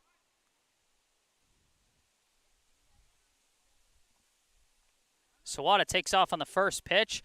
Silverman takes it for ball 1, and Sawada easily takes second base. Once again, the speed of Keenan Sawada cannot be underestimated, as he now puts the tying run in scoring position. 1-0, the count to Silverman. Pitch, catches the corner, strike 1. 1-1 the count.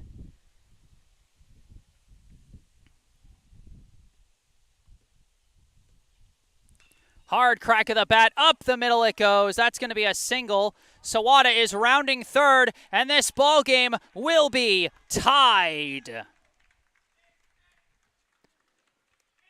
Who else would you want at the plate but your team leader in hits, extra base hits, RBI, and slugging percentage? Andrew Silverman comes through once again to tie this ball game. And now at the plate, number 22, Elias Brendel.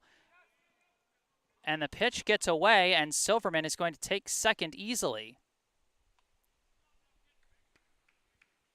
on what I would score as a passed ball there, but, you know, one of those things you see where it gets scored later. 1-0 count, and Brendel fouls it off for strike 1.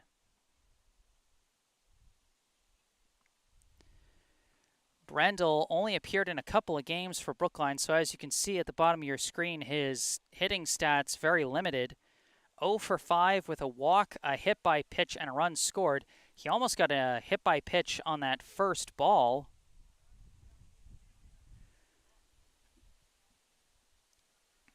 But he is looking for his first hit of the summer.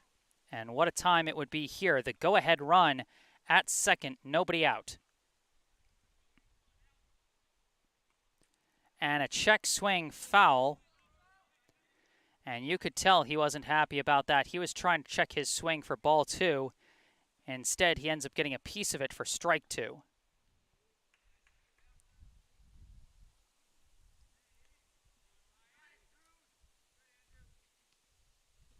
That one's going to miss for ball 2.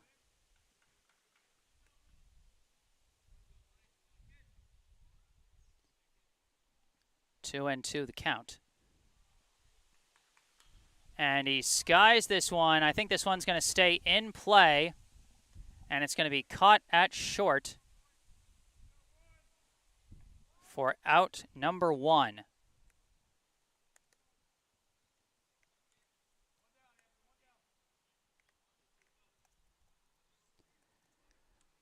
So now coming up with 1 out and a runner on second, it is the first baseman, number 18, Tae To. First pitch, and he fouls it into the trees for strike 1. To so far today 0 for 1 with a walk and a strikeout.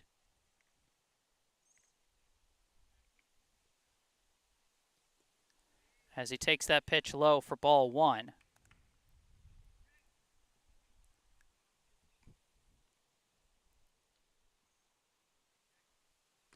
This one comes in high for ball 2. Andrew Silverman, the potential go-ahead run at second base. And he hits a slow dribbler over to first, taken by Hall for out number 2. Silverman does advance to third.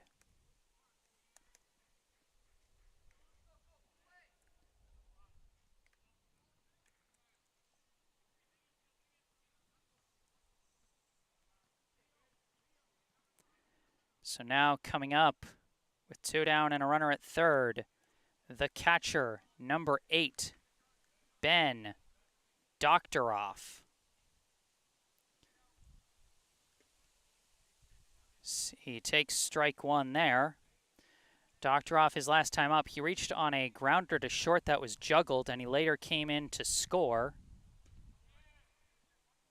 as he takes strike 2 on that one.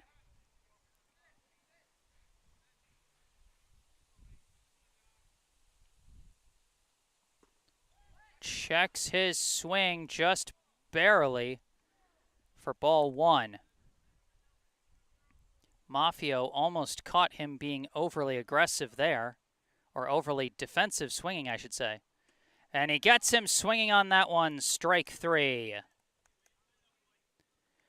Brookline leaves a runner stranded, but they do manage to tie the game.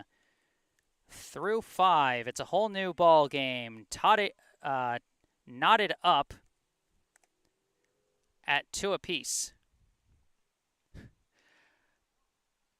Ever have one of those situations where you're thinking about saying 2 different things at the same time, so you end up saying some weird combination of them both?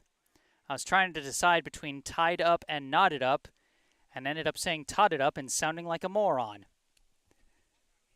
Well, that's the risk when you talk for a living. But through 5, we are all squared at 2 apiece. Medford 2, Brookline 2. And we've got a new pitcher on the mound for Brookline here in the top of the 6th. On the mound will be number 2, Charlie Engelman. This will be Engelman's first pitching outing of this summer.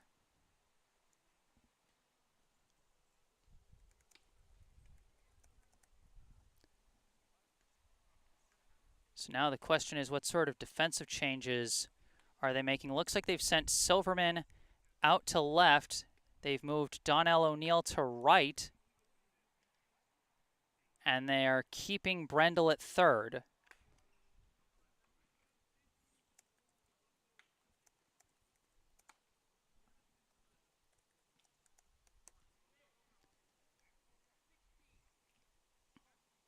So my guess is they moved Chin to the extra hitter position that O'Neill once occupied.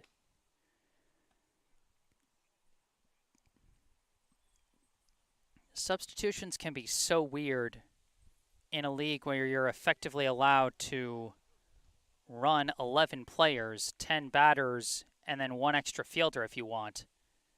Substitutions can take all shapes and sizes when it's set up like that. Brookline clearly demonstrating that here.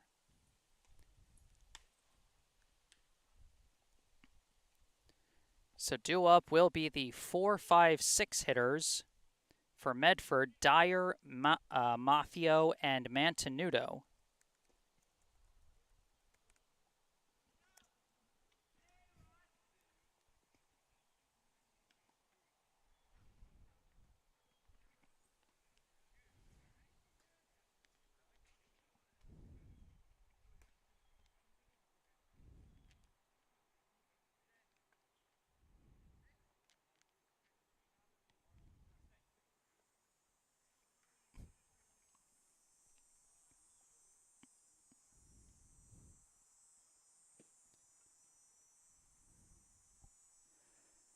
So Engelman has a brief meeting with both of his middle infielders, Jack Martell and Caden Sheehan, as well as his battery mate, Doctoroff,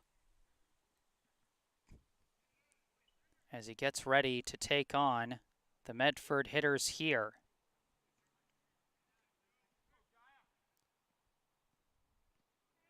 Leading off for Medford, number 9, Ross Dyer. First pitch from Engelman skips hard in the dirt for ball 1. This is where things get interesting. We saw Mafio come in as a reliever, give up the game-tying hit, but then he settled in and got 3 quick outs. As now this one is strike 1. We'll see how Engelman handles the same pressure of coming on in relief in a close game. Swing and a miss, strike 2.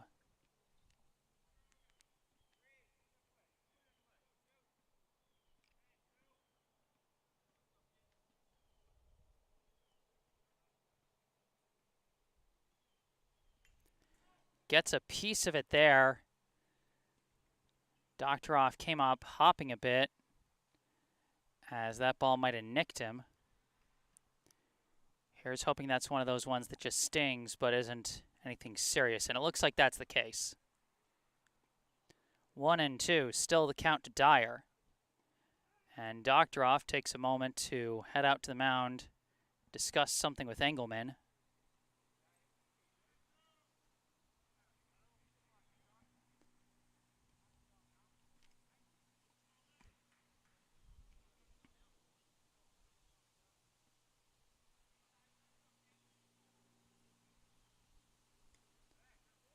That one does not curve in time. That's going to be ball 2.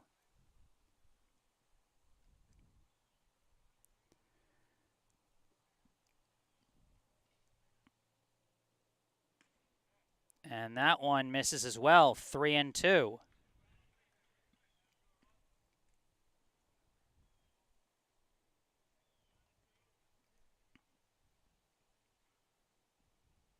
And he rockets this one out to right center. That's going to skip all the way near to the wall. This is going to be at least 2. He's going to try for 3. There's going to be a play at third. They got him at third. Textbook cutoff throw from O'Neill in right to Martell at short to Brendel down at third. And they rob Dyer of the extra base hit.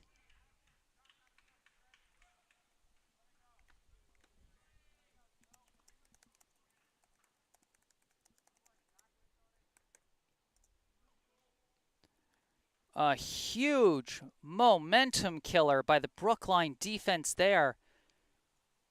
Dyer got a little too aggressive on the base paths. He could have had a leadoff double. As this one's a hard grounder, kind of dies on the grass. It's fielded. No, it's juggled by Sheehan.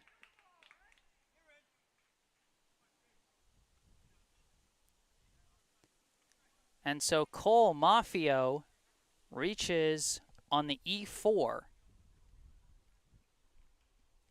And now with a runner at first and 1 out, up to the plate comes the third baseman, number 0, Leo Mantenuto. First pitch is going to miss outside.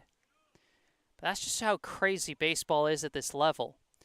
You get a huge liner out to right center, and that turns into an out. You get a slow grounder to second, and that runner reaches safely. Absolute chaos.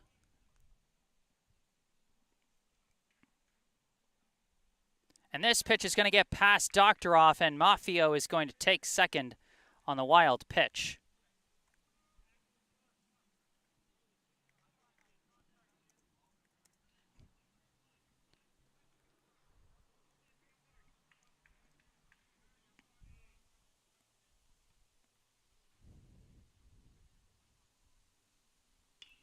This one's going to be fouled off for strike 1.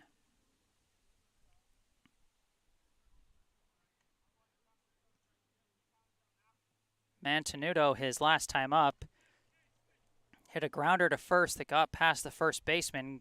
Call it a single or a reach-on error, but either way, he was left stranded.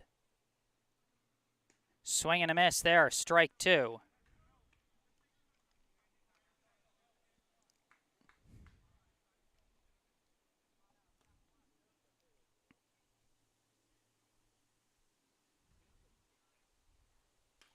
He hits a grounder back to the pitcher. Engelman's going to throw to third. They're going to chase after the lead runner. It's a rundown. Flip to second. They go for the tag. They got the tag. Oh, they're going for the double play. Are you kidding me? The Brookline defense, everybody. What on earth? Brookline caught 3 different runners trying to stretch the play with aggressive base running. And the Medford coach giving a talk to his players, understandably so, as that was some overly aggressive base running there. I don't even know how to score that.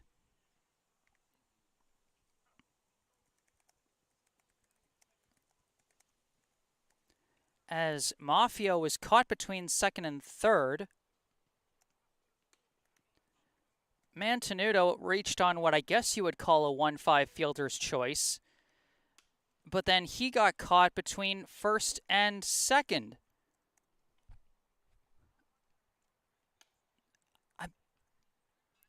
I guess that's what you score it? Man, I don't know. This just goes to show stats can only show so much of the story, because that was an insane play. Yeah, you ever seen a double play where there was not a single fly out or force out, just all tags? That was crazy. Absolutely crazy. Mafia returns to the mound for Medford in the bottom of the 6th inning. And he's going to be facing Engelman, Kravitz, and Martell.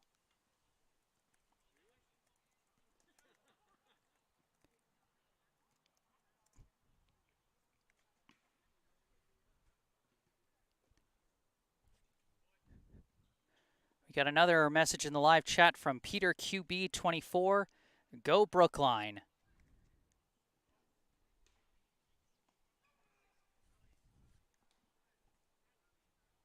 And Peter, it's great to see you in the live chat tuning in.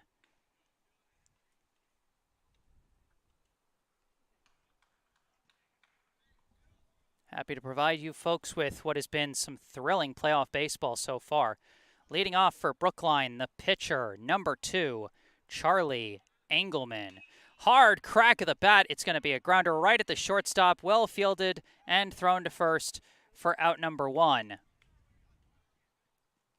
Man, that's tough because that was good contact from Engelman. It just happened to be right at the shortstop.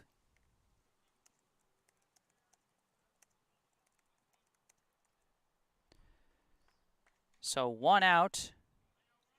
And now up to the plate comes the center fielder, number 54, Ryan Kravitz. Kravitz, his last time up, he laid down a sacrifice bunt as he takes strike 1 there. Of course, he had a strikeout in his first plate appearance, so 0 for 1 so far. As that one misses for ball 1.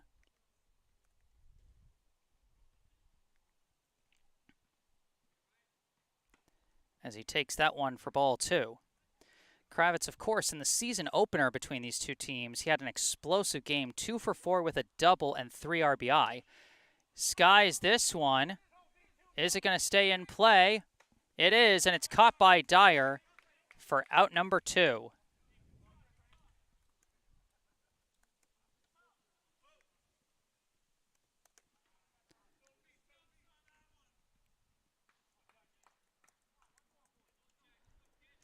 So 2 down here in the bottom of the 6th. Now coming up is the shortstop, number 6, Jack Martell. As that one almost hits him, that's going to be ball 1. And I'll tell you, I think Jack Martell in that last inning really showed why Brookline starts him, even with the hitting woes he's had throughout the summer. Because, I mean, he was the catalyst of those 2 big fielding plays as he fouls this one off for strike 1.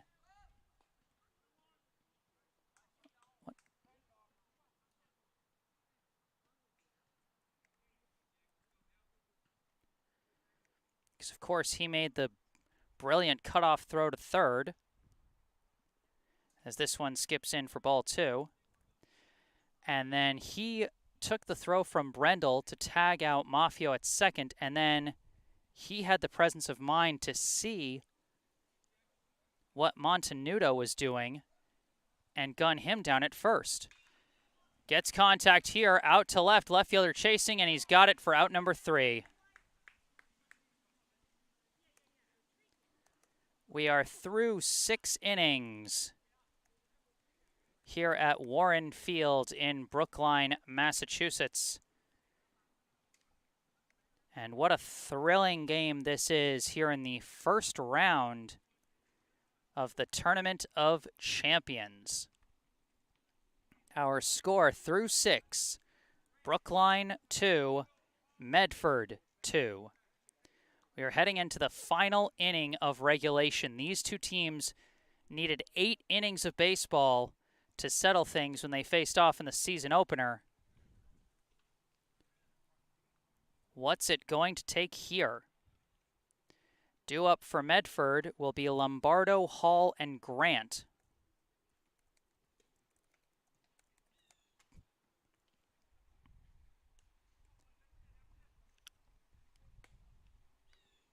Of course, the other thing we have to watch out for is the possibility of the game ending due to darkness. Brookline has so far had 3 games finish tied after 7 innings.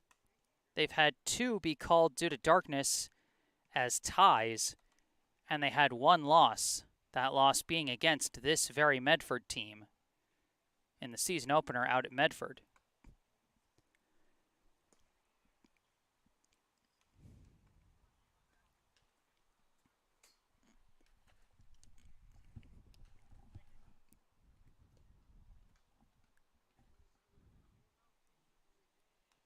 Engelman back on the mound for his second inning of relief.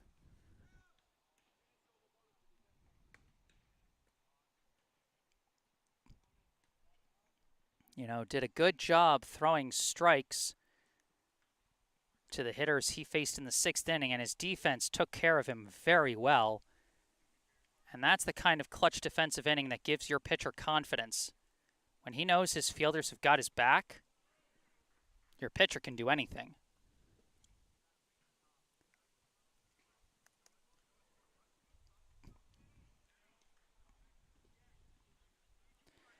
Leading off in the top of the 7th for Medford, the left fielder, number 6, Jack Lombardo. First pitch is going to miss inside, ball 1.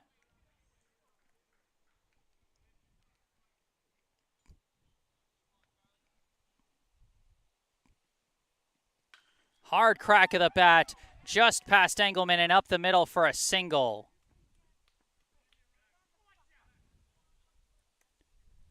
A leadoff single for Lombardo. And now coming up, the first baseman, number 7, Anthony Hall.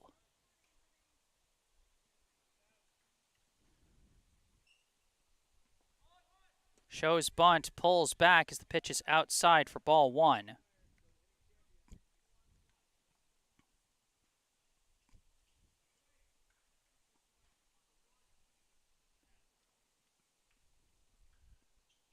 Shows bunt again, pulls back. This time it's in there for strike 1.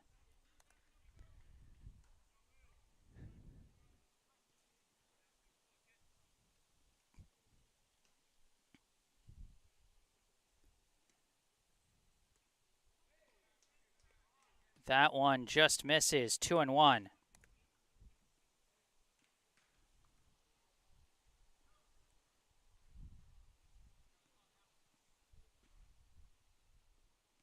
Swing and a miss there, strike 2.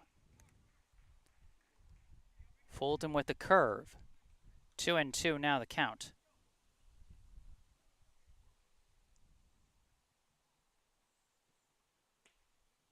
Inside, ball 3.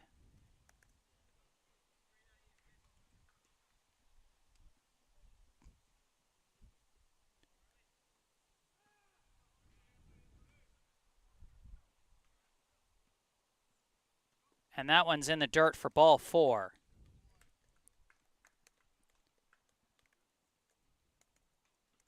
Back-to-back base runners. You don't want to see your reliever doing this. Not against the bottom of the lineup with the top hitters around the corner.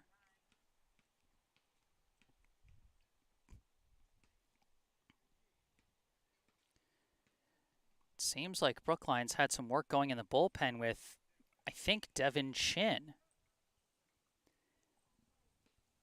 If that's the case, that would be the second pitcher that Brookline brings in that hadn't pitched before this summer. But no, it looks like they're going to go to Jack Martell as their reliever.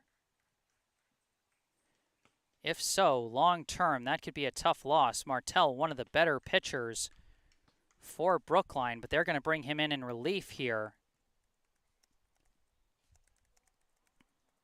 in place of Engelman. We'll see what kind of infield changes they make as a result. We'll see who they put at shortstop. But as you can see, as I've put on the screen, the pitching stats for Jack Martell. This will be his 6th pitching appearance, and he had 4 starts. This is just his 2nd relief outing, and his only other relief outing this season was against Medford in the season opener. And that one ended up not being a great outing for Martell. He pitched 2 2/3 innings, gave up 3 earned runs on 5 hits, a walk, and a hit by pitch while striking out 5. Had both a blown save and the loss, as he could not hold the lead in the 7th inning and then couldn't hold the tie in the 8th.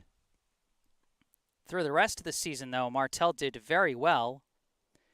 He had a 3-1 pitching record for the season in 19.2 innings pitched, with a 2.49 ERA, a 1.68 WHIP, and 23 strikeouts. He comes up with 2 inherited runners that will be credited to Engelman if they score. Engelman goes 1+ innings in relief. At present moment has not been credited with any runs, but like I said, 2 runners on base, and if they score, it will be credited to Engelman. And if that's the case, Engelman would be on the hook for the loss. But for right now, at the plate for Medford, the right fielder, number 2, Sam Grant. First pitch from Martell shows bunt. Pitch comes in high. Doctoroff thought about the pickoff, but didn't do it. That's going to be ball 1.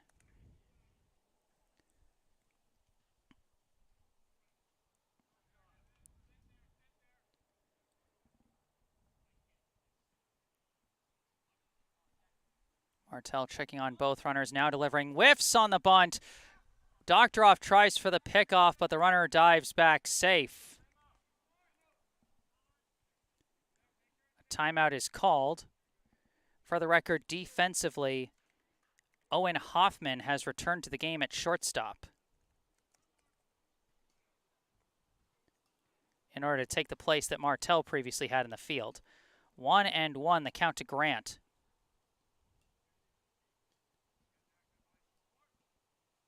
He lifts this one into shallow right.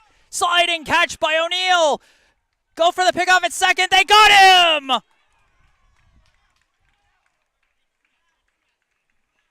And that's a quick 2 outs as Martell has to remind his teammates of the situation for a brief second. Even I thought they had ended the inning there. But what a highlight-worthy circus act we are seeing Brookline put on here today.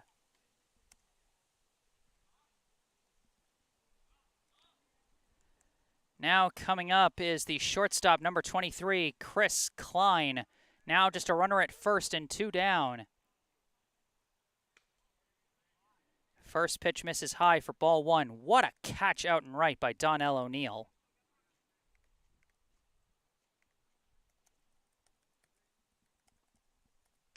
Hard grounder here up the middle. That's going to be a clean single. The pickoff play at second even bigger now. That would have driven in the go-ahead run. Lombardo would have been able to score from second were he still at second base. But now it's going to be up to number 9, John Whitson, with runners at first and second and 2 down. Pitch, they're going to go for a pickoff, nothing doing, and that's just going to be ball 1.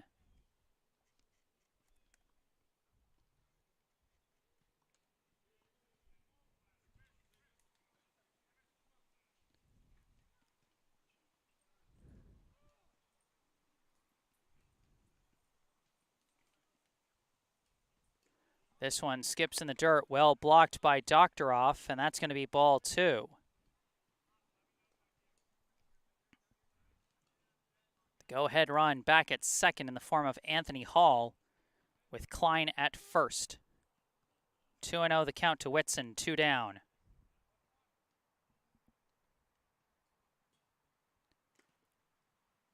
As that one is also going to miss. As I believe oh, it hit him. Oh, that must have hit him.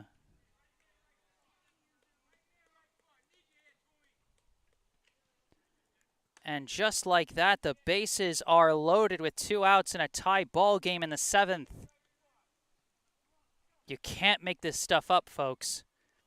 Coming up to the plate, the catcher, number 2, Andrew Toomey.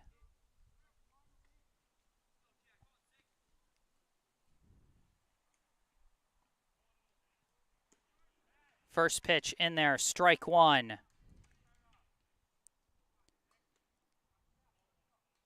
Toomey, his last time up, he lined into a 1-3 double play to end the 5th inning. Swing and a miss, strike 2, fooled him with the off speed. 0-2, now the count to Toomey. Hall, the potential go-ahead run at third, Klein at second, Whitson at first.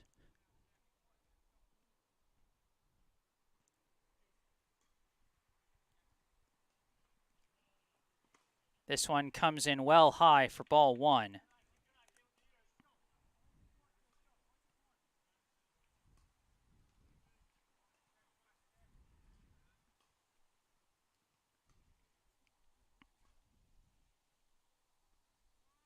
Timeout now called by Toomey.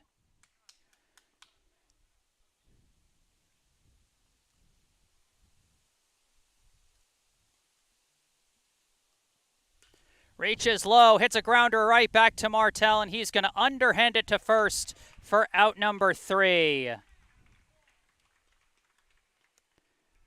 Martell escapes the jam, and we go to the bottom half of the 7th, still tied at 2 apiece.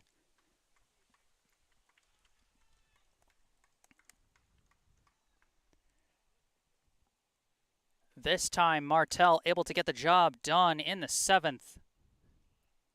And now the question is, what can the Brookline offense do here? It'll be the 10-1-2 hitters due up, O'Neill, Chin, and Sawada.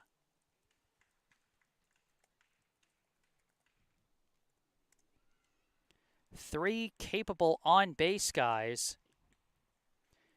And if just one of them can get on base, then that would bring up Silverman, the team's best RBI hitter.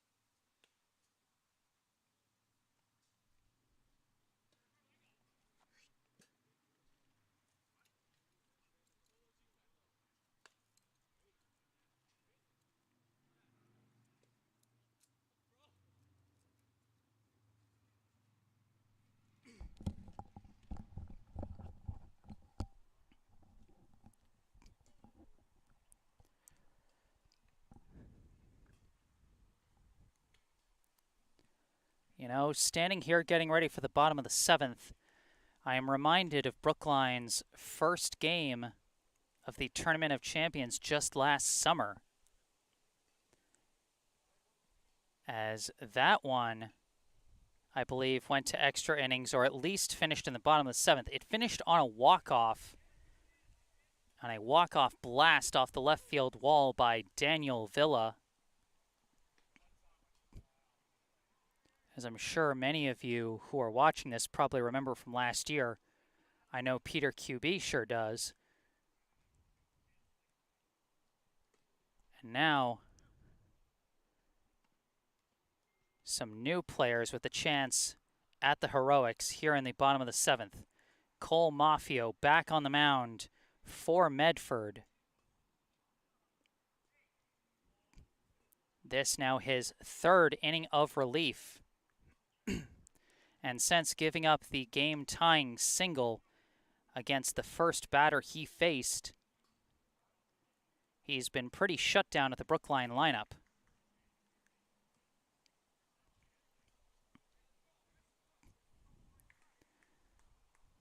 Of course, this will cover the last 3 hitters who have not faced Maffio yet, as the first one he faced was Silverman. Leading off for Brookline, the right fielder, number 3, Donnell O'Neill.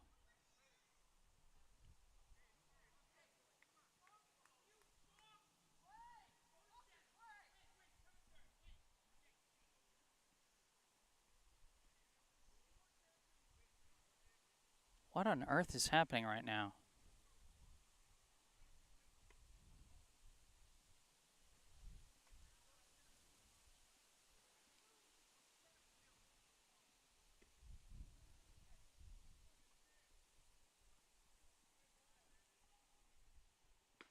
Some kind of frustration for the Medford third baseman, Mantenuto.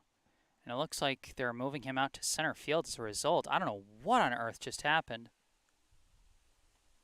So Maffio is going to take some extra warm-up pitches as a result.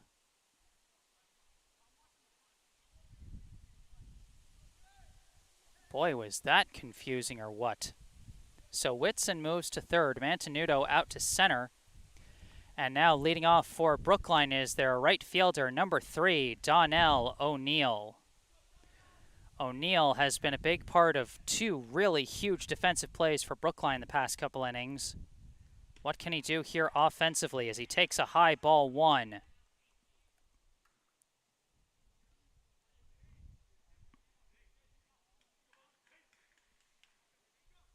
Hard crack of the bat. It goes off the pitcher's glove. It's now a race to the ball. Who's going to get there first? The second baseman tripped. Donnell O'Neill reaches on what I would score as an infield single.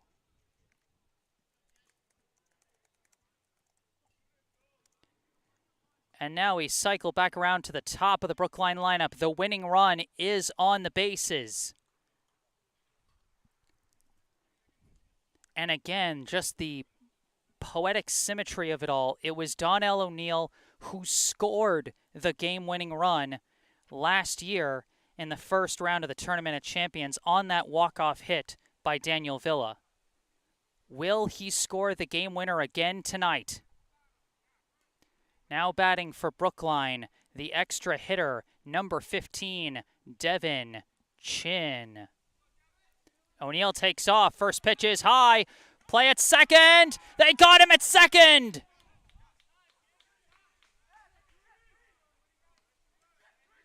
Now Medford coming out with the big defensive plays.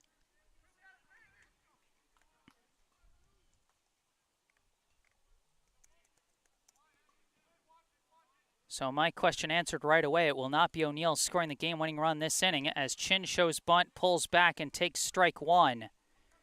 A 1-1 count. Chin so far 1 for 2. A bunt, single, a strikeout, and a walk. Shows bunt, lays it down up the first baseline. Picked up by the pitcher, thrown to first, safe!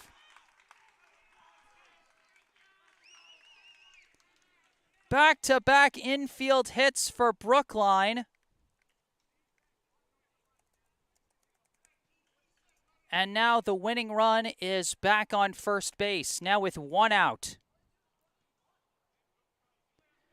Now coming up to the plate, the designated hitter, number 5, Keenan Sawada. First pitch comes in high and inside for ball 1. They're looking for that stolen base from Chin. They're looking to try and pick him off like they did for O'Neill.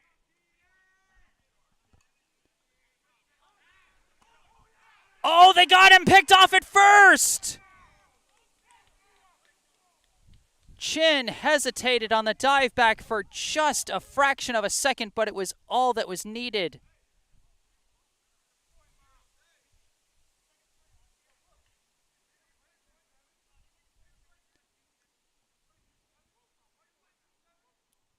A timeout is called as Brookline head coach John Busey might be challenging the play as the umpires are going to conference.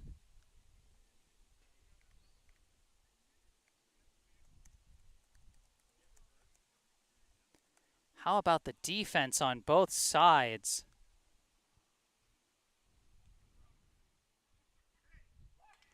They overturned it! Oh my God!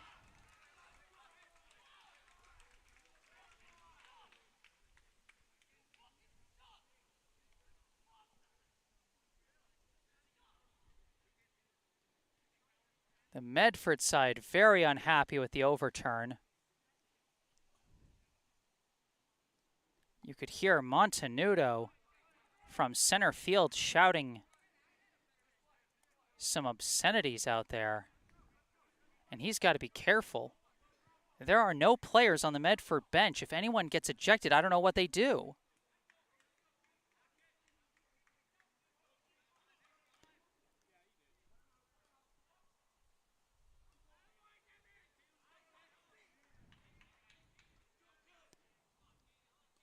So back to Sawada at the plate and Chin at first. Now the pitch comes in high for a ball.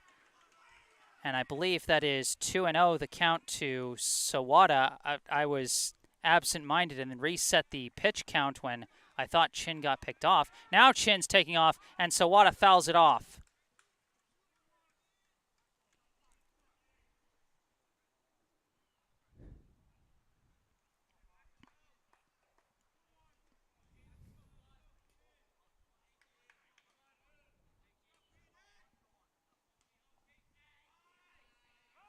Now a throw back to first. Chin was ready for it this time, and he gets back easily.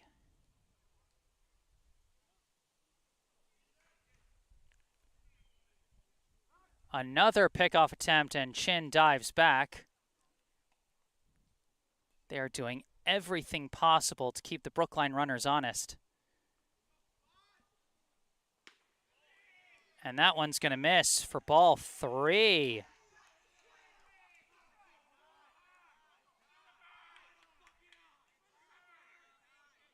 3-1, I believe, is the count to Sawada. Another pickoff attempt, and Chin gets back safe.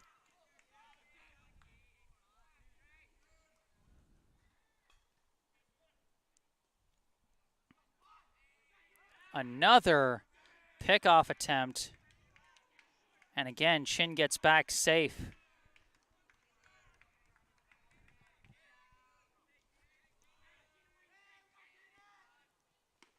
Three-one pitch in there, strike 2.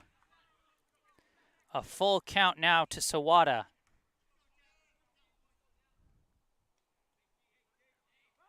Another throw back to first.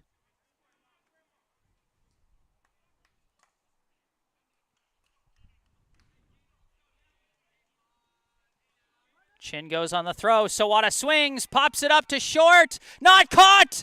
Oh, it's not caught. It drops. Throw to second, not in time. Oh, the craziness of this inning. Oh, they were trying to pick off Chin again. I'm going crazy with this game. Sawada with a single to shallow center. Chin almost caught between the bags. He went out pretty far, started to turn around and head back, but it was It was not collected by Klein at short.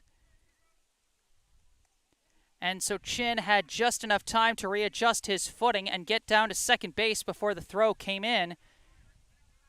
And it's now going to be runners at first and second with one down. At the plate, the left fielder, number 1, Andrew Silverman. First pitch, he cracks it! This one's going back! This one's going deep! Just watch it go! To the wall! This game is over! They're not even going to try and stop it! Chin comes in! Brookline wins! Silverman, the Silver Slugger, walks it off!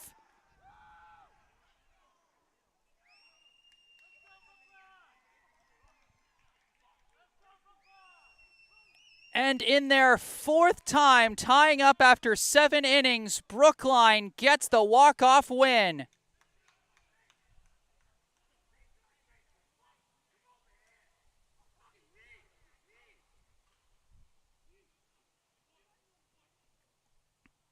My goodness, and Medford having to restrain Mantenuto as it almost looks like he's looking for a fight. My goodness. An absolutely thrilling game. It's a shame that someone had to lose.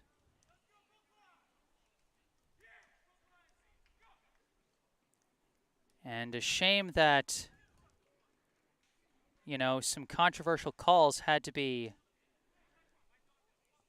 a part of it in a way.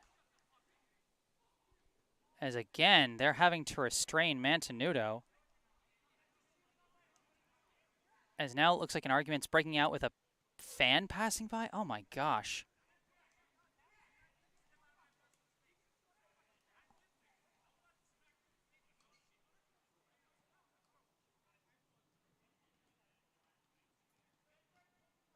Oh my God.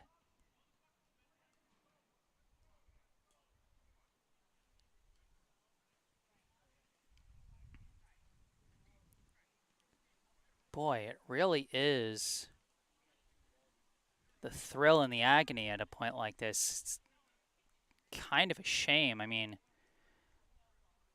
a thrilling walk-off win for Brookline, but kind of an agonizing reaction to the end of the game.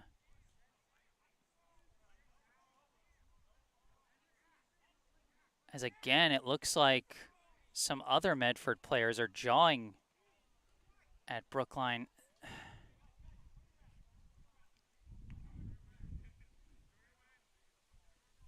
And both coaching staffs just trying to get their players away from each other.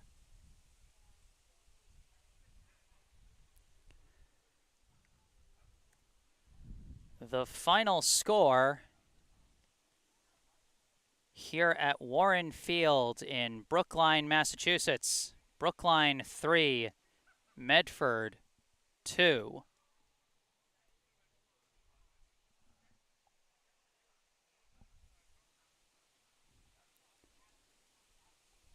I'll give a summary of the game's action here today. But first, just a quick reminder, if you enjoyed this broadcast, be sure to hit that like button, subscribe to the channel to stay up to date on all my upcoming live streams. I think Brookline will be scheduled to play their next game in the Tournament of Champions tomorrow, although the weather might not cooperate. There's apparently a high chance of thunderstorms tomorrow, so we'll see what happens. And if that happens, maybe he'll get moved to Wednesday. And now looks like a Brookline fan is jawing with the Medford players, and the Brookline guys are trying to get him away. Oh my God.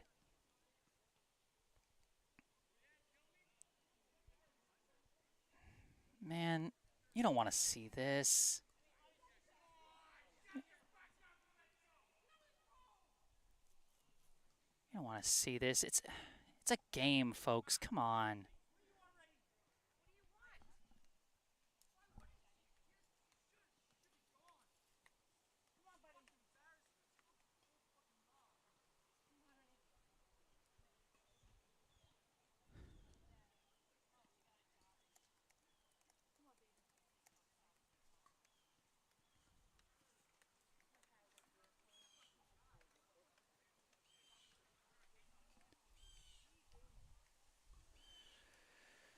So, like I was saying, if you enjoyed this broadcast, be sure to hit the like button, subscribe to the channel to stay up to date on all the upcoming live streams. I intend to continue covering Brookline's journey through the Tournament of Champions, as they will be facing the winner of the Woburn-Reading Black game tomorrow. If they face Woburn, it'll be at Woburn. And if they face Reading Black, it'll be here at Warren.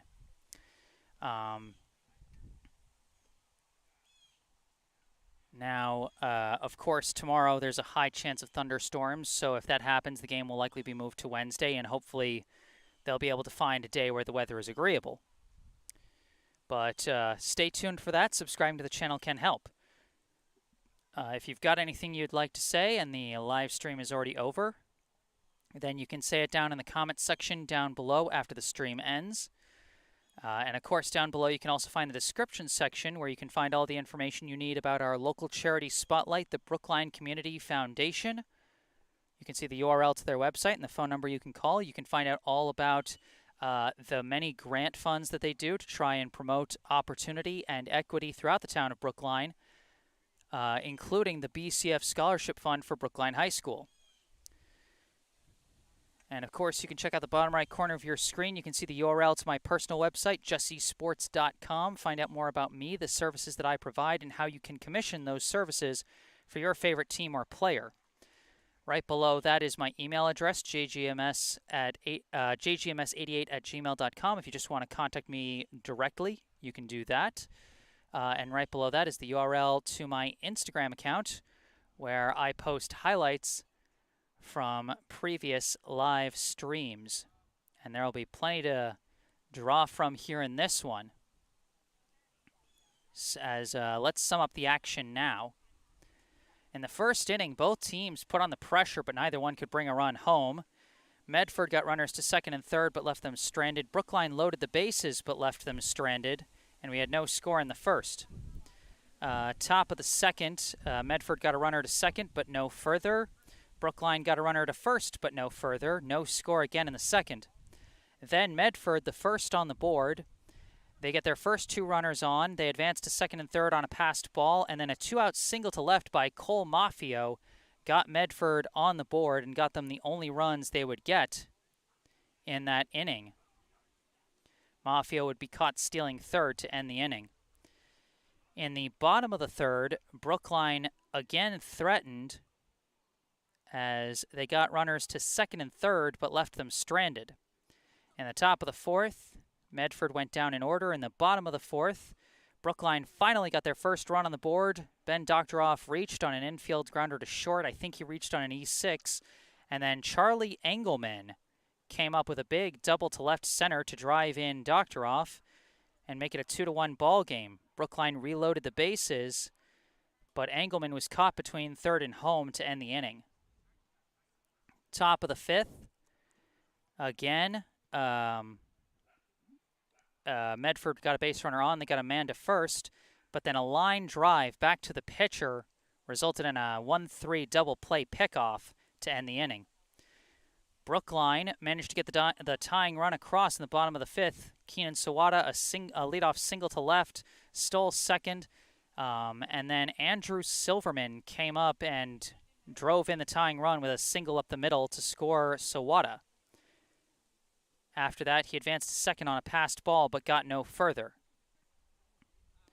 Then in the top of the sixth, things just got absolutely crazy. Ross Dyer led off with what should have been a double to right center, but he tried to stretch it into a triple, and Brookline gunned him out at third. Cole Mafio reached on an E4, advanced to second on a wild pitch.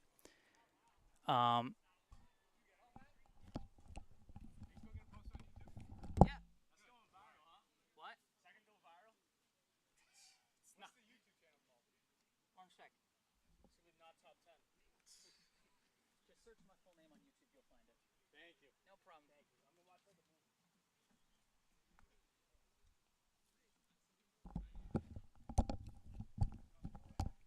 Sorry about that. Some folks were asking where they could watch the game afterwards. So anyway, in the top of the sixth, Ross Dyer led off with what should have been a double to right center, but he got picked off trying to stretch it out to a triple. Cole Maffio reached on an E4 and advanced to second on a wild pitch, but then on a grounder back to the pitcher by Cole Montenuto, Brookline decided to go after the lead runner. They caught Maffio between second and third. And then on the same play, after tagging out Maffio, Brookline chased down Montenuto between first and second for the most zany double play I have ever seen. And that ended the top of the sixth. Brookline went down in order in the bottom of the sixth. And then in the top of the seventh, things got crazy again. Jack Lombardo and Anthony Hall both reached base to put runners at first and second with no outs. But then Sam Grant flew out to right, a great sliding catch by Donnell O'Neill, and then he picked off Lombardo, the lead runner, at second for a double play. Then, after a single and a hit by pitch loaded the bases, a ground out to the pitcher ended the inning with no score. So again, Brookline's defense came through big in the top of the seventh, and then in the bottom of the seventh, their offense finally came through.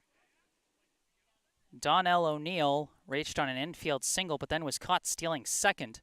Devin Chin reached on a bunt single, and then it seemed like he was picked off at first, but the umpires, after conferring, they overturned the call. And that's going to be one of the major controversies. That's going to be a play that I imagine a lot of Medford fans are going to go back and look at. Keenan Sawada followed up with a single to shallow center, putting runners on first and second. And then Andrew Silverman launched a blast to the left center field wall, almost mirroring what Daniel Villa did in the first round of the Tournament of Champions last year, as Devin Chin came in to score the game-winning run on Silverman's walk-off hit. And that was the final score. Brookline 3, Medford 2. Again, thank you all so much for tuning in today. Be sure to stay tuned and stay on top of what the playoff schedule is going to look like. For now, I am Jesse Mayfield-Sheehan from Warren Field here in Brookline, Massachusetts. Thank you all for watching, and have a good night.